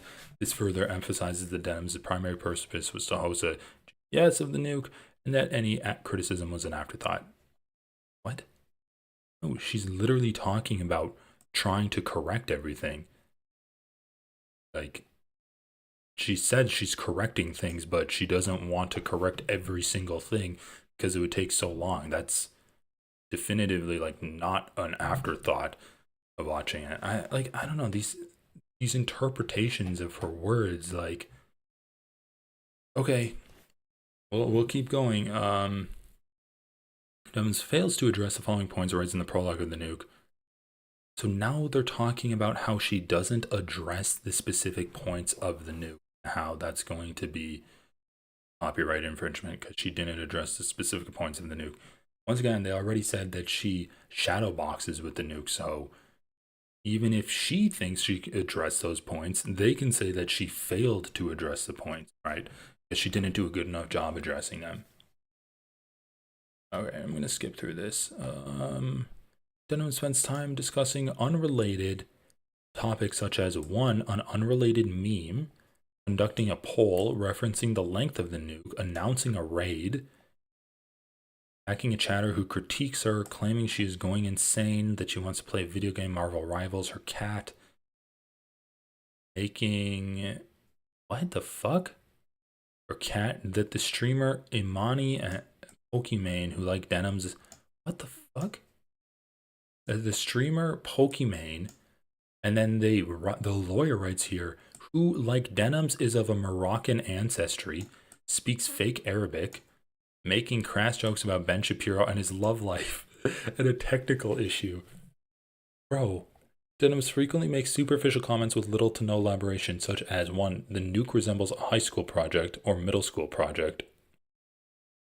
Bro, you said Hasan makes genocidal statements against Jews in this letter with no supporting evidence. Narrating what is depicted, that Ethan is so brave, Ethan's performance resembles someone on their first day of acting class. Come on, that's pretty good. That's pretty good commentary. And that she's going to die of cringe and begs it to end. That Ethan is crashing out, complaining about the editing. That the video treats the audience as morons and is trying to trick them. That Ethan is putting out garbage, complimenting her own outfit. And excitement that a particular clip of her is shown in the nuke. Since Denham did not pre-screen the nuke, she frequently expresses confusion about a particular excerpt of the nuke she just watched. Okay, yeah, sure. Since Denham did not pre-screen the nuke, she frequently makes comments that are later contradicted by the nuke itself. Like, oh, she makes comments that are contradicted by the nuke. How does that have anything to do with copyright infringement? Okay, if Denham's primary purpose was to comment on the nuke, she could have easily avoided these embarrassing moments by watching the nuke beforehand and taking the time to formulate her critique. Oh my god. Okay, but she's watching it now? Like, once again, she's making comments on it. You're just like, you're basically giving her advice on how to not be embarrassed on it. Once again, how does this have anything to do with copyright infringement? The reason Denham's failed to do so is obvious. Her primary purpose was to host a group viewing session of the nuke immediately upon its... Yes, yeah, you want to be first to react to things. That's how news agencies work. That's how anyone who, like, that's basically just how conversations work, where you want to talk about something, like, immediately, and especially if you're reacting to something, talking about something, discussing something publicly, you want to do it while it's relevant, right? Below are some examples of Denham's making comments on the nuke that are later refuted by the nuke itself. Okay, who gives a fuck? She made comments about the nuke that are refuted by the nuke itself. You're like, I guess you're giving examples of when she was correcting the nuke, right? So what is this? Hasan's apology of China's genocide and enslavement of the Uyghurs. She claims Ethan fails to point out how Hasan is wrong. Shortly after making these comments, the nuke provides the evidence that Denham's claims was absent. After seeing the evidence, Denham's just expresses confusion. Well, yeah, Ethan's description of Hasan and his position on the Uyghurs in China is wrong. So once again, that's like, maybe she didn't provide evidence about that. She provided a claim to try to correct the record. This would be an example of her trying to add educational commentary. After seeing the evidence, she just expresses confusion. In the section discussing the type of fans Hasan attracts, such as the online content creator Dating and Money, Denham's claims that Dating and Money is not a Hasan fan, which is literally true. Like, there was a tweet of Dating and Money being like, I'm not a Hasan fan because he supports trans people. Like, that existed before Ethan Klein made the nuke. Another example of misinformation Ethan Klein was spreading that Denham's corrected. Immediately after making this comment, the nuke shows a clip of Dating and Money meeting Hasan and effusively praising him. In the section discussing al-Haddad, Denham's claims there is no evidence demonstrating he is a member of or support of the Houthis. XK, example K. Shortly thereafter, the nuke shows al-Haddad's social media posts that refute this assertion, and Denham's provides no comment. Like, someone asked, "Are you a soldier?" and he said, "Yes." That's not evidence that he's in the Houthis. Once again, this is Denham's literally correcting the content nuke. And, like, they're trying to say that she was proven wrong by this, but she wasn't proven wrong. This is just the fucking lawyer, like, sucking Ethan Klein off. But they actually have to, like, get into the fact. Like, bro, first of all, she's commenting on this, providing... even if it's false criticism, right? Even if you're lying about the criticism, that's still transforming the content. And the lawyer's acting like the nuke refuted Denham's criticism. And because it refuted the criticism, then it doesn't provide any value. But that criticism is still transformatory. It's still adding something. Like, they even included a quote of Denham saying people probably want to watch me so that they can see people's reactions to the nuke, so they can see how people respond to the nuke, not so they can just watch the nuke without giving it a view, without giving Ethan Klein a view, which is obvious. In the section discussing Nasrallah, Denham's claims that the difference between Ethan and Hasan is that Ethan praised former Israeli Minister of Defense Yoav Gallant, which is false. No, he did. That's not false.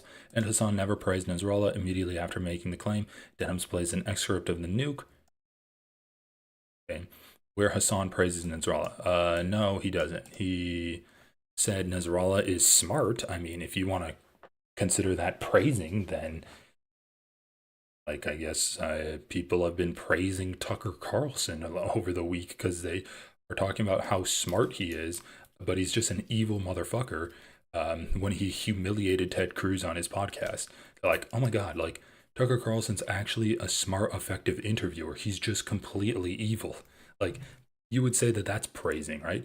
Hasan was responding to a chatter that was orientalizing Hasan Nasrallah and being like, I can't believe that this guy is saying something that I agree with. It sounds like this man's extremely educated. Just because you see him in the garb and with the beard, that doesn't mean that he's not a smart person. And and then the fucking lawyer's like, that's Hasan praising Hasan Nasrallah. My God, dude. In the section discussing the systematic use of rape on October 7th, Denims repeatedly denies any rapes occurred. She is immediately confronted with the headlines from news organizations, victim testimony, and a UN Nations report refuting. Bro, why are these people so fucking stupid? They literally didn't include a single example of a woman being raped in the content nuke. Like, you can talk about the UN report, which once again didn't give a single example of rape. They gave a conclusion that said there was credible circumstantial evidence that was aligned with conclusions of rape, but they didn't give a single example of anyone being raped on October 7th. And then there was a survivor of sexual assault that happened within Gaza after October 7th while she was being held hostage by Hamas, which is horrible. But then Ethan Klein tries to say that Denims was proven completely incorrect when she wasn't. Like, the person, actually, I think it was a testimony of a person witnessing sexual assault. But either way, the sexual assault didn't happen on October 7th. And why is this lawyer trying to say that, oh yeah, like, there's victim testimony of systematic use of rape on October? First of all, use of rape, not just rape. Like, they're trying to say Hamas used rape as a way to, like, to make their terrorism even worse. When Ethan cites the ban of Destiny as an example of Twitch's inconsistent enforcement of its community guidelines, Denims claims that the ban was due to Destiny's statement condoning Kyle Rittenhouse killing on or around May 21st, 2025, in response to a direct question about his Houthi affiliation. Kyle Rittenhouse killing protesters, only to realize that the ban was due to Destiny calling Keffels inbred. Example K at 452.10. Due to Denims' inability to critique the style or substance of the nuke, she frequently goes on long and completely unrelated tangents that have nothing to do with the style or substance of the nuke. Some notable examples are provided below. Okay, what are these tangents? After Ethan's critique of Hasan's apologia of Chinese imperialism and authoritarianism, Denims goes on a nonsensical tangent about the Chinese credit score system, which does not discuss a reference in the nuke whatsoever. After Ethan's critique, like, I don't really understand why it's relevant that the stuff she was adding was not relevant to the nuke. Like, the content she put out there still involves her speaking about this. And obviously you can make the claim that it is relevant to the nuke, right? Like, Ethan brings up how China is treating a minority population, and then Denim starts talking about the Chinese credit score system. They're trying to say that it's unrelated and nonsensical, but that's a point of opinion. You can say that it is sensical, that it is relevant, and that it is transformative. It's adding content to something that's not there. It's giving people a reason to watch Denims that you wouldn't get if you had just watched the content nuke by itself. After Ethan's critique of Hasan's apology of China's genocide of the Uyghurs, Denims goes on a rambling diatribe. Dude, I love the narrativizing of everything on here. 1, that no one cares about the Uyghurs. 2, Western media. Okay. 3, the United States is worse than China. 4, falsely stating that disabled Americans lose disability benefits when they get married. 5, incarceration levels in the United States. And 6, the treatment of transgender individuals in the U.S. Once again, information you wouldn't get if you just watched Ethan Klein's content nuke. After Ethan's critique of Frogan, Denims goes on a protracted tangent about how Frogan is more American than her. For 5 minutes. So this is a 5-minute section where Denims was talking without playing the nuke. True to form, Denims makes statements based on hallucinatory misrepresentations of the content nuke. By shadowboxing an imaginary version of the nuke completely divorced from reality, Denims fails to address the actual style or substance of the original. Some notable examples include in the section of the nuke concerning Ethan's and Hasan's discussion shortly after October 7th, Ethan critiques an online figure supported by Hasan who legitimizes killing Israeli infants by calling them baby settlers. And Hasan's attempt to justify the use of the term. Denims misrepresents the excerpt and claims Ethan called Palestinian infants baby terrorists, and Hasan attempted to humanize the infants of the Israeli settlers. Okay, yeah, I don't know about that. Oh, thank you for the 5 gifted subs, guys. I am never going to do ad reads on here, no advertisers, not going to be sponsored by dick pills or whatever. If you want to support my work, if you want to encourage me to live stream more and live stream to videos like this where I am probably going to get demonetized by watching Ethan because he uses copyright music in his content, please consider joining the channel. You'll get access to early content, you'll get members only content, and your name will be in green. That's so good. Okay, in the section where Ethan critiques Hasan's head mod, Denims claims that Ethan called Frogan the head mod, despite Ethan never making such a statement. After Ethan explains that he is now called a Nazi after advocating his two-state interim solution, Denims claims Ethan asserted that Hasan told people to call him a Nazi, which Ethan never claimed. After Ethan critiques Hasan's claim that the Houthis hijacked ships to cause Israelis to leave Israel from the economic inconvenience, Denims rewrites the excerpt by claiming Hasan stated the Houthis are placing economic pressure on Israelis to induce them to pressure the government. What?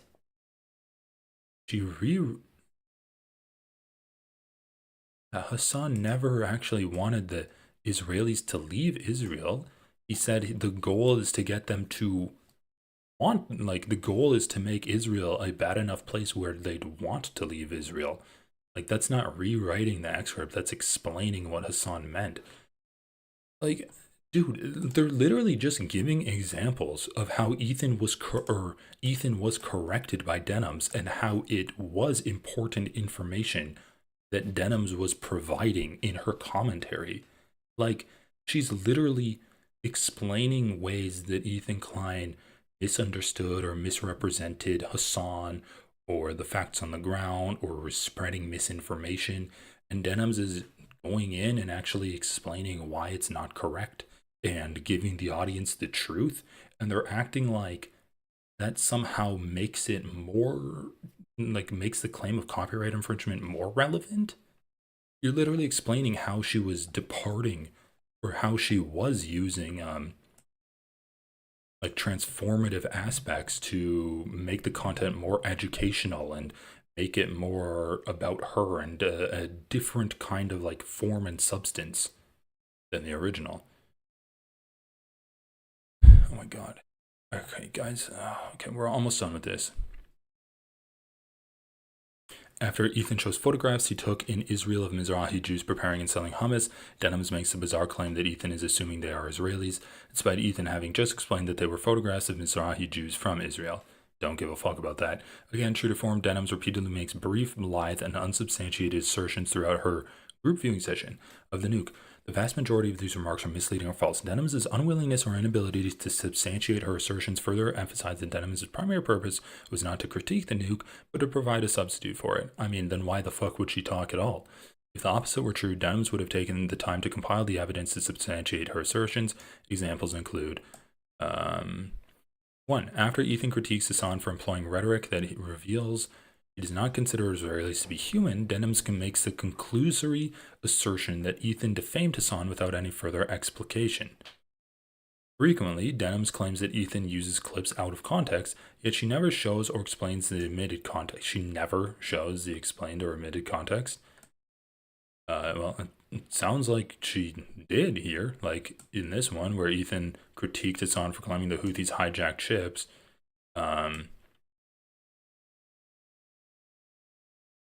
She talks about this part where Ethan's talking about how Hasan was justifying the use of the term baby settlers. Like, it sounds like she was trying to explain the context for a lot of things. Denham's repeatedly claims that Ethan praised Israel's former Minister of Defense Yoav Gallant. This is false as demonstrated below. Okay, like I've covered this multiple times. He did praise him. Denham's claims that propaganda does not require lying. The Oxford English Dictionary disagrees and defines propaganda as the systematic dissemination of information, especially in a biased or misleading way, in order to promote a particular cause or point of view. What the fuck? Like, I feel like I'm just reading brain rot right now. She says, propaganda does not require lying. That's the claim. This person quotes the definition of the systematic dissemination of information, especially in a biased or misleading way, in order to promote a particular cause or point of view. What in here says that you have to lie? What, the misleading way? Well, that says especially in a biased or misleading way. You can mislead people and you can be biased without lying. The fuck, dude? This is so stupid. Denham's repeatedly invokes the online content creator Austinox without providing any further explanation on how it is relevant. Oh my god. Denham's repeatedly makes the misleading claim that Ethan performed a Nazi salute. He literally did, and it would admit that he did. He was copying Elon Musk, who did a Nazi salute, and Ethan acknowledged that it was a Nazi salute, and then he tried to repeat it, to copy it for comedic effect. Denham's intentionally admits the fact that Ethan was making fun of Elon Musk for performing a Nazi salute. So he did perform a Nazi salute. Okay. So it's misleading that he performed it, but he did perform it, but he was doing it to be funny. After Ethan refutes Hasan's contentions about why the Houthis hijacked the Galaxy leader, Denham's claims that half of what Ethan showed is false without identifying the falsehoods, let alone demonstrating how they were false. Denham's claims that it is possible that 60% of Israelis are from the Middle East, that it is impossible. Unsurprisingly, Denham's statement is baseless. A 2019 peer-reviewed study found that well over 55% of Israeli Jews are either fully or partially Mizrahi, Sephardi, or Ethiopian heritage. More recent database from the Jewish People Policy Institute confirms that a substantial majority of Israelis self-identify as Mizrahi or mixed origin. So once again, it wasn't 60% of Israelis are from the Middle East. 238, 239. Denham's misleadingly claims that the Houthis were designated as a terrorist organization only after Hasan's January 16, 2024 interview. Prior to February 2021, the Houthis were designated as a specially designated terrorist or global terrorist, a foreign terror organization. In February 2021, President Biden delisted the Houthis from both lists. On January 17th, the day after Hasan's interview, President Biden redesignated the Houthis. So yeah, they were designated as a terrorist organization after Hasan's interview with Rashid al-Haddad. Not only designated then, because they were also designated before. After showing excerpts of Hasan's interview with al-Haddad, Denham's claims that there was a mistranslation during the interview. It should come as no surprise that Denham's fails to identify what was mistranslated. Yeah. Is she really just going to say, oh, there's a mistranslation? Like, I think that this is just like willfully misrepresenting what Denham's was trying to say, because I think she would make it pretty clear what the mistranslation was. After the section where Ethan critiques Hasan's coverage of the release of Israeli hostages, Denham's claims that YouTube does not require censoring such footage and implies Ethan is doing so to intentionally obfuscate the facts. She also makes the outlandish claim that Hamas treated the Israeli hostages well. All of this is false. In order for TEI to monetize the nuke, YouTube required that footage of hostages be censored. Yeah, in order for it to be monetized, not that it requires it to host the content. Further, it is well documented that Hamas killed, sexually assaulted, tortured, and starved the Israeli hostages, including forcing them to participate in grotesque propaganda at gunpoint. These abuses are confirmed by multiple human rights organizations. That's true. They did treat hostages badly, but there are hostages that they treated well, right? So once again, This can be misleading of Denims to say that the hostages were treated well, unless the context is she's talking about the specific hostages that were treated well, that got out of bondage in Gaza and gave interviews saying that they were treated well. Like there were multiple hostages that said they were treated well in interviews. Amnesty, okay. Later, during the section where Ethan points out that Hamas ordered the hostages to keep waving, Denims claims that the individual who said keep waving directed the statement to someone other than the hostages. Once again, Denims' statement is false. In the video, it is evident that the same. Yeah, I mean, you don't fucking know. Why are you saying that? Why are you asserting this like it's a fact? Like Ethan was doing pure conjecture about it. Denims is doing conjecture as well. Denims repeatedly claims that the New York Times and President Biden had to retract claims of rape occurring on October 7th. They had to? Does that imply that they did retract rape, like claims of rape, or that they should? This is false. The New York Times did not retract. Well, maybe she said that maybe she meant, oh, they had to do it, or like they have to do it. Maybe that's what she meant. While President Biden did clarify his statement that 40 babies were beheaded on October 7th, he never retracted the claims of rape. I mean, unless she was making the positive claim that they did retract the claims of rape. But once again, like, this is misinformation, but does that constitute like copyright infringement? After showing an excerpt of the UN report on sexual violence, Denims claims the report was discredited without any supporting evidence. Not only is Denims' statement cruelly and grotesquely false, the UN report was affirmed by multiple credible sources such as Human Rights Watch, cited the UN's report in Human Rights Watch's own report, which also independently found evidence of sexual and gender-based violence. Physicians for Human Rights Israel, the Association of Rape Crisis Centers in Israel published a report that aligns with the findings of the federal UN report. The UK's Minister of the Middle East cited the UN's report, the UN Security Council, and there was reasonable grounds and clear and convincing evidence of conflict-related sexual violence on October 7th. The European Union Council found that Hamas committed systematic sexual violence as a weapon of war on October 7th. The International Criminal Court prosecutor announced grounds to charge Hamas leadership with crimes against humanity based upon systematic rapes and sexual assaults.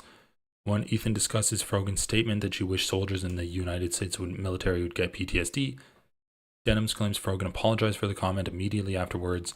This is false 3 times over. Not only did Frogan fail to immediately apologize, she never apologized and even doubled down on the statement. Well, she didn't double down on the statement. She caveated the statement by saying, "Oh, well, if you regret what you did, then you should get healthcare." On or shortly before, okay. Frogan doubled down on her statement by reacting to it, giggling and claiming her statement was based. She made a post on X that attempted to justify her statement. At the end of her post, Frogan tepidly walked back on her vicious attack on veterans by adding, "I realize that wishing people harm isn't the best way to talk about these issues, and that I could have talked about these topics in a more sensitive way." Also, during the same section, Denims attempts to deflect criticism from Frogan by claiming she was emotional due to a recent article about the idea of bulldozing Palestinians. After Ethan discusses Frogan offering to make a cake recreating 9/11, Denims claims that Frogan was given a 30-day ban for doing so. This is false. Frogan was given a 30-day ban for her involvement in a racial tier list. This is evidenced by the fact that all the other panelists, including Denims, received the same punishment at the time. That's your only evidence for that? Denims makes a completely unsubstantiated claim that, like Frogan and Hasan, Ethan also made jokes about 9/11. Denims also makes the unsubstantiated claim that Ethan denied the IDF engaged in systematic rape. This is false. Ethan acknowledged that the IDF engaged in sexual violence, exhibited genuine curiosity about learning more, basically being like, is that true? I don't know. I need to read more about that. Evaluated additional sources repeatedly stated that he was not denying the claim, and even Hasan admitted that he misspoke by asserting such claims of systemic rape were well documented. After Ethan criticizes Frogan's podcast for saying that Israelis cannot, God, okay, let's just skip to another segment. Like, guys, I'd love to read this all, but this is very long. Okay, what do we got here? First claim for relief. for direct copyright infringement against Denims. TI incorporates by reference the allegations contained in the preceding paragraphs of this complaint. TI is the sole of the copyrights in the Countdown episode of the nuke. They registered its copyright. Denims accessed the Countdown episode and the nuke. They did not grant any license, authorization, or consent to exploit the Countdown episode in any manner. Due to Denims'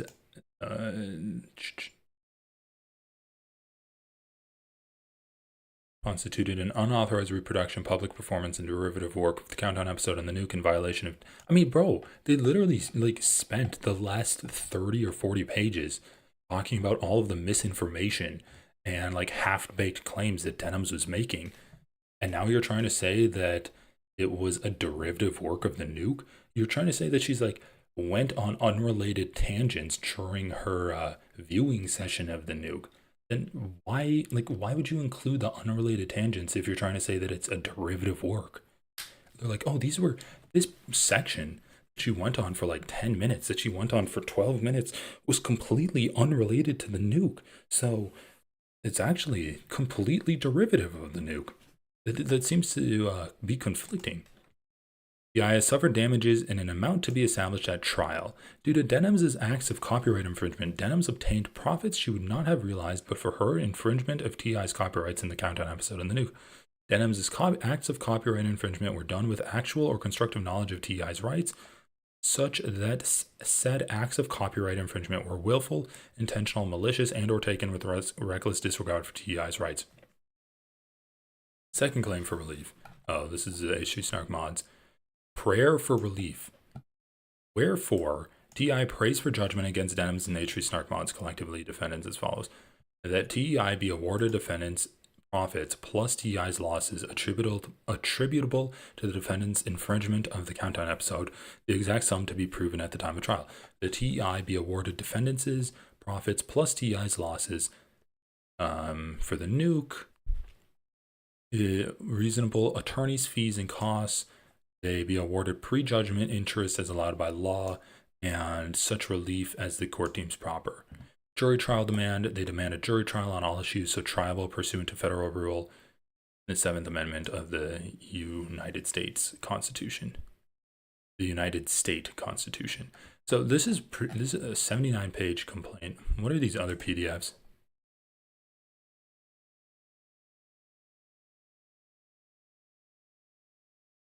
Oh, these are just different exhibits. Well, anyway, so this, guys, this is don't get your hopes up. This is not going to trial. Ethan Klein had also already expressed interest in settling this outside of court. And I mean, he said as much in the video. He doesn't actually care about any of the monetary harms that he's gotten because he knows there is no monetary harm in this.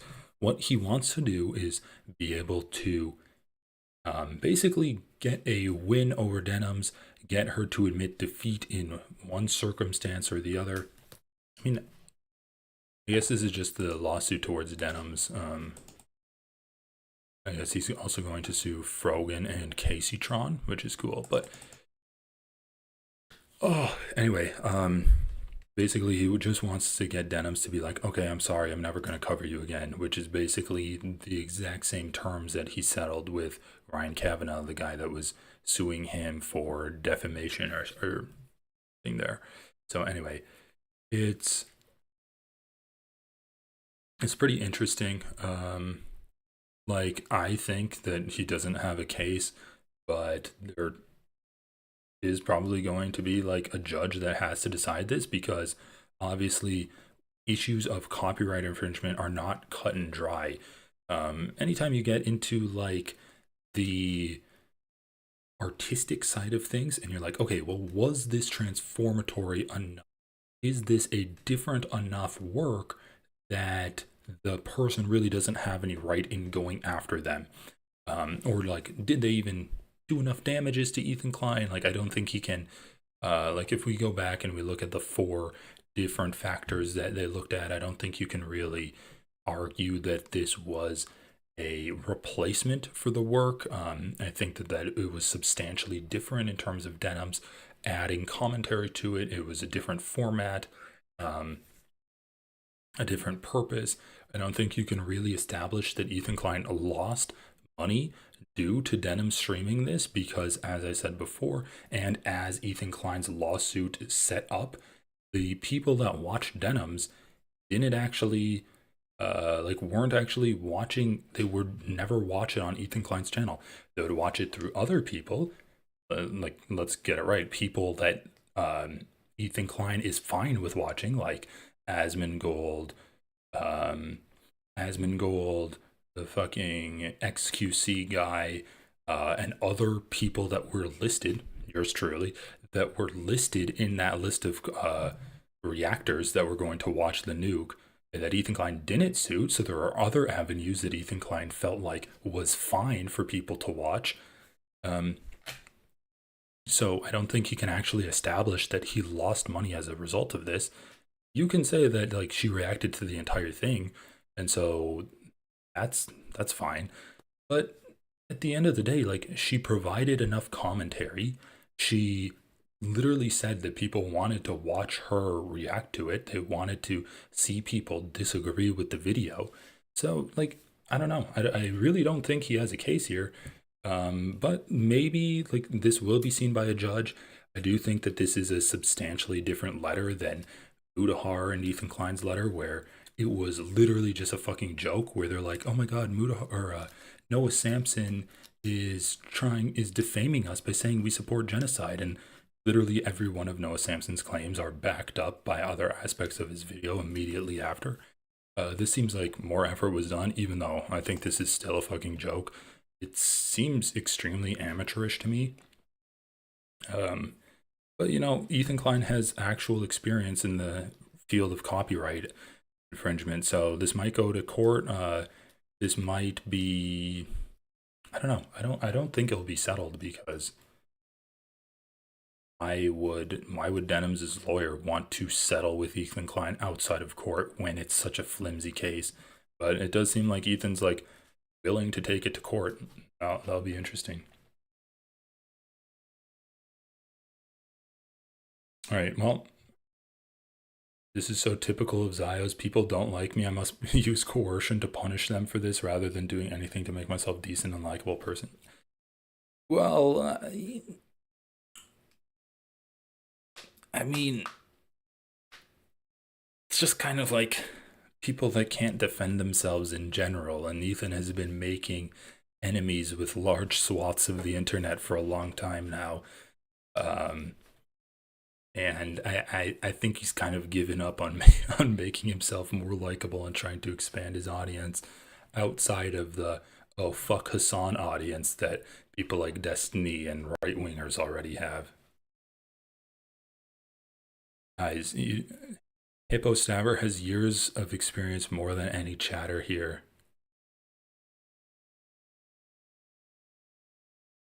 Ethan going after the victims he thinks he can beat. I mean, I don't understand why he didn't go after Bad Empanada. Bad Empanada did the exact same thing. Like, is it just that he reacted to it longer? Is it that he didn't live stream his reaction as the nuke was coming out? I really think that it's just he hates Denims, and Denims got a big bump in views that he noticed, and and Denims also said like, oh yeah, don't give Ethan Klein views, watch me react to it. So I think that's it. And we're kind of seeing the fallout of that. Anyway, guys, I didn't get through my third water bottle, but I'm gonna have to call it for here. I'll probably try to be streaming tomorrow night too.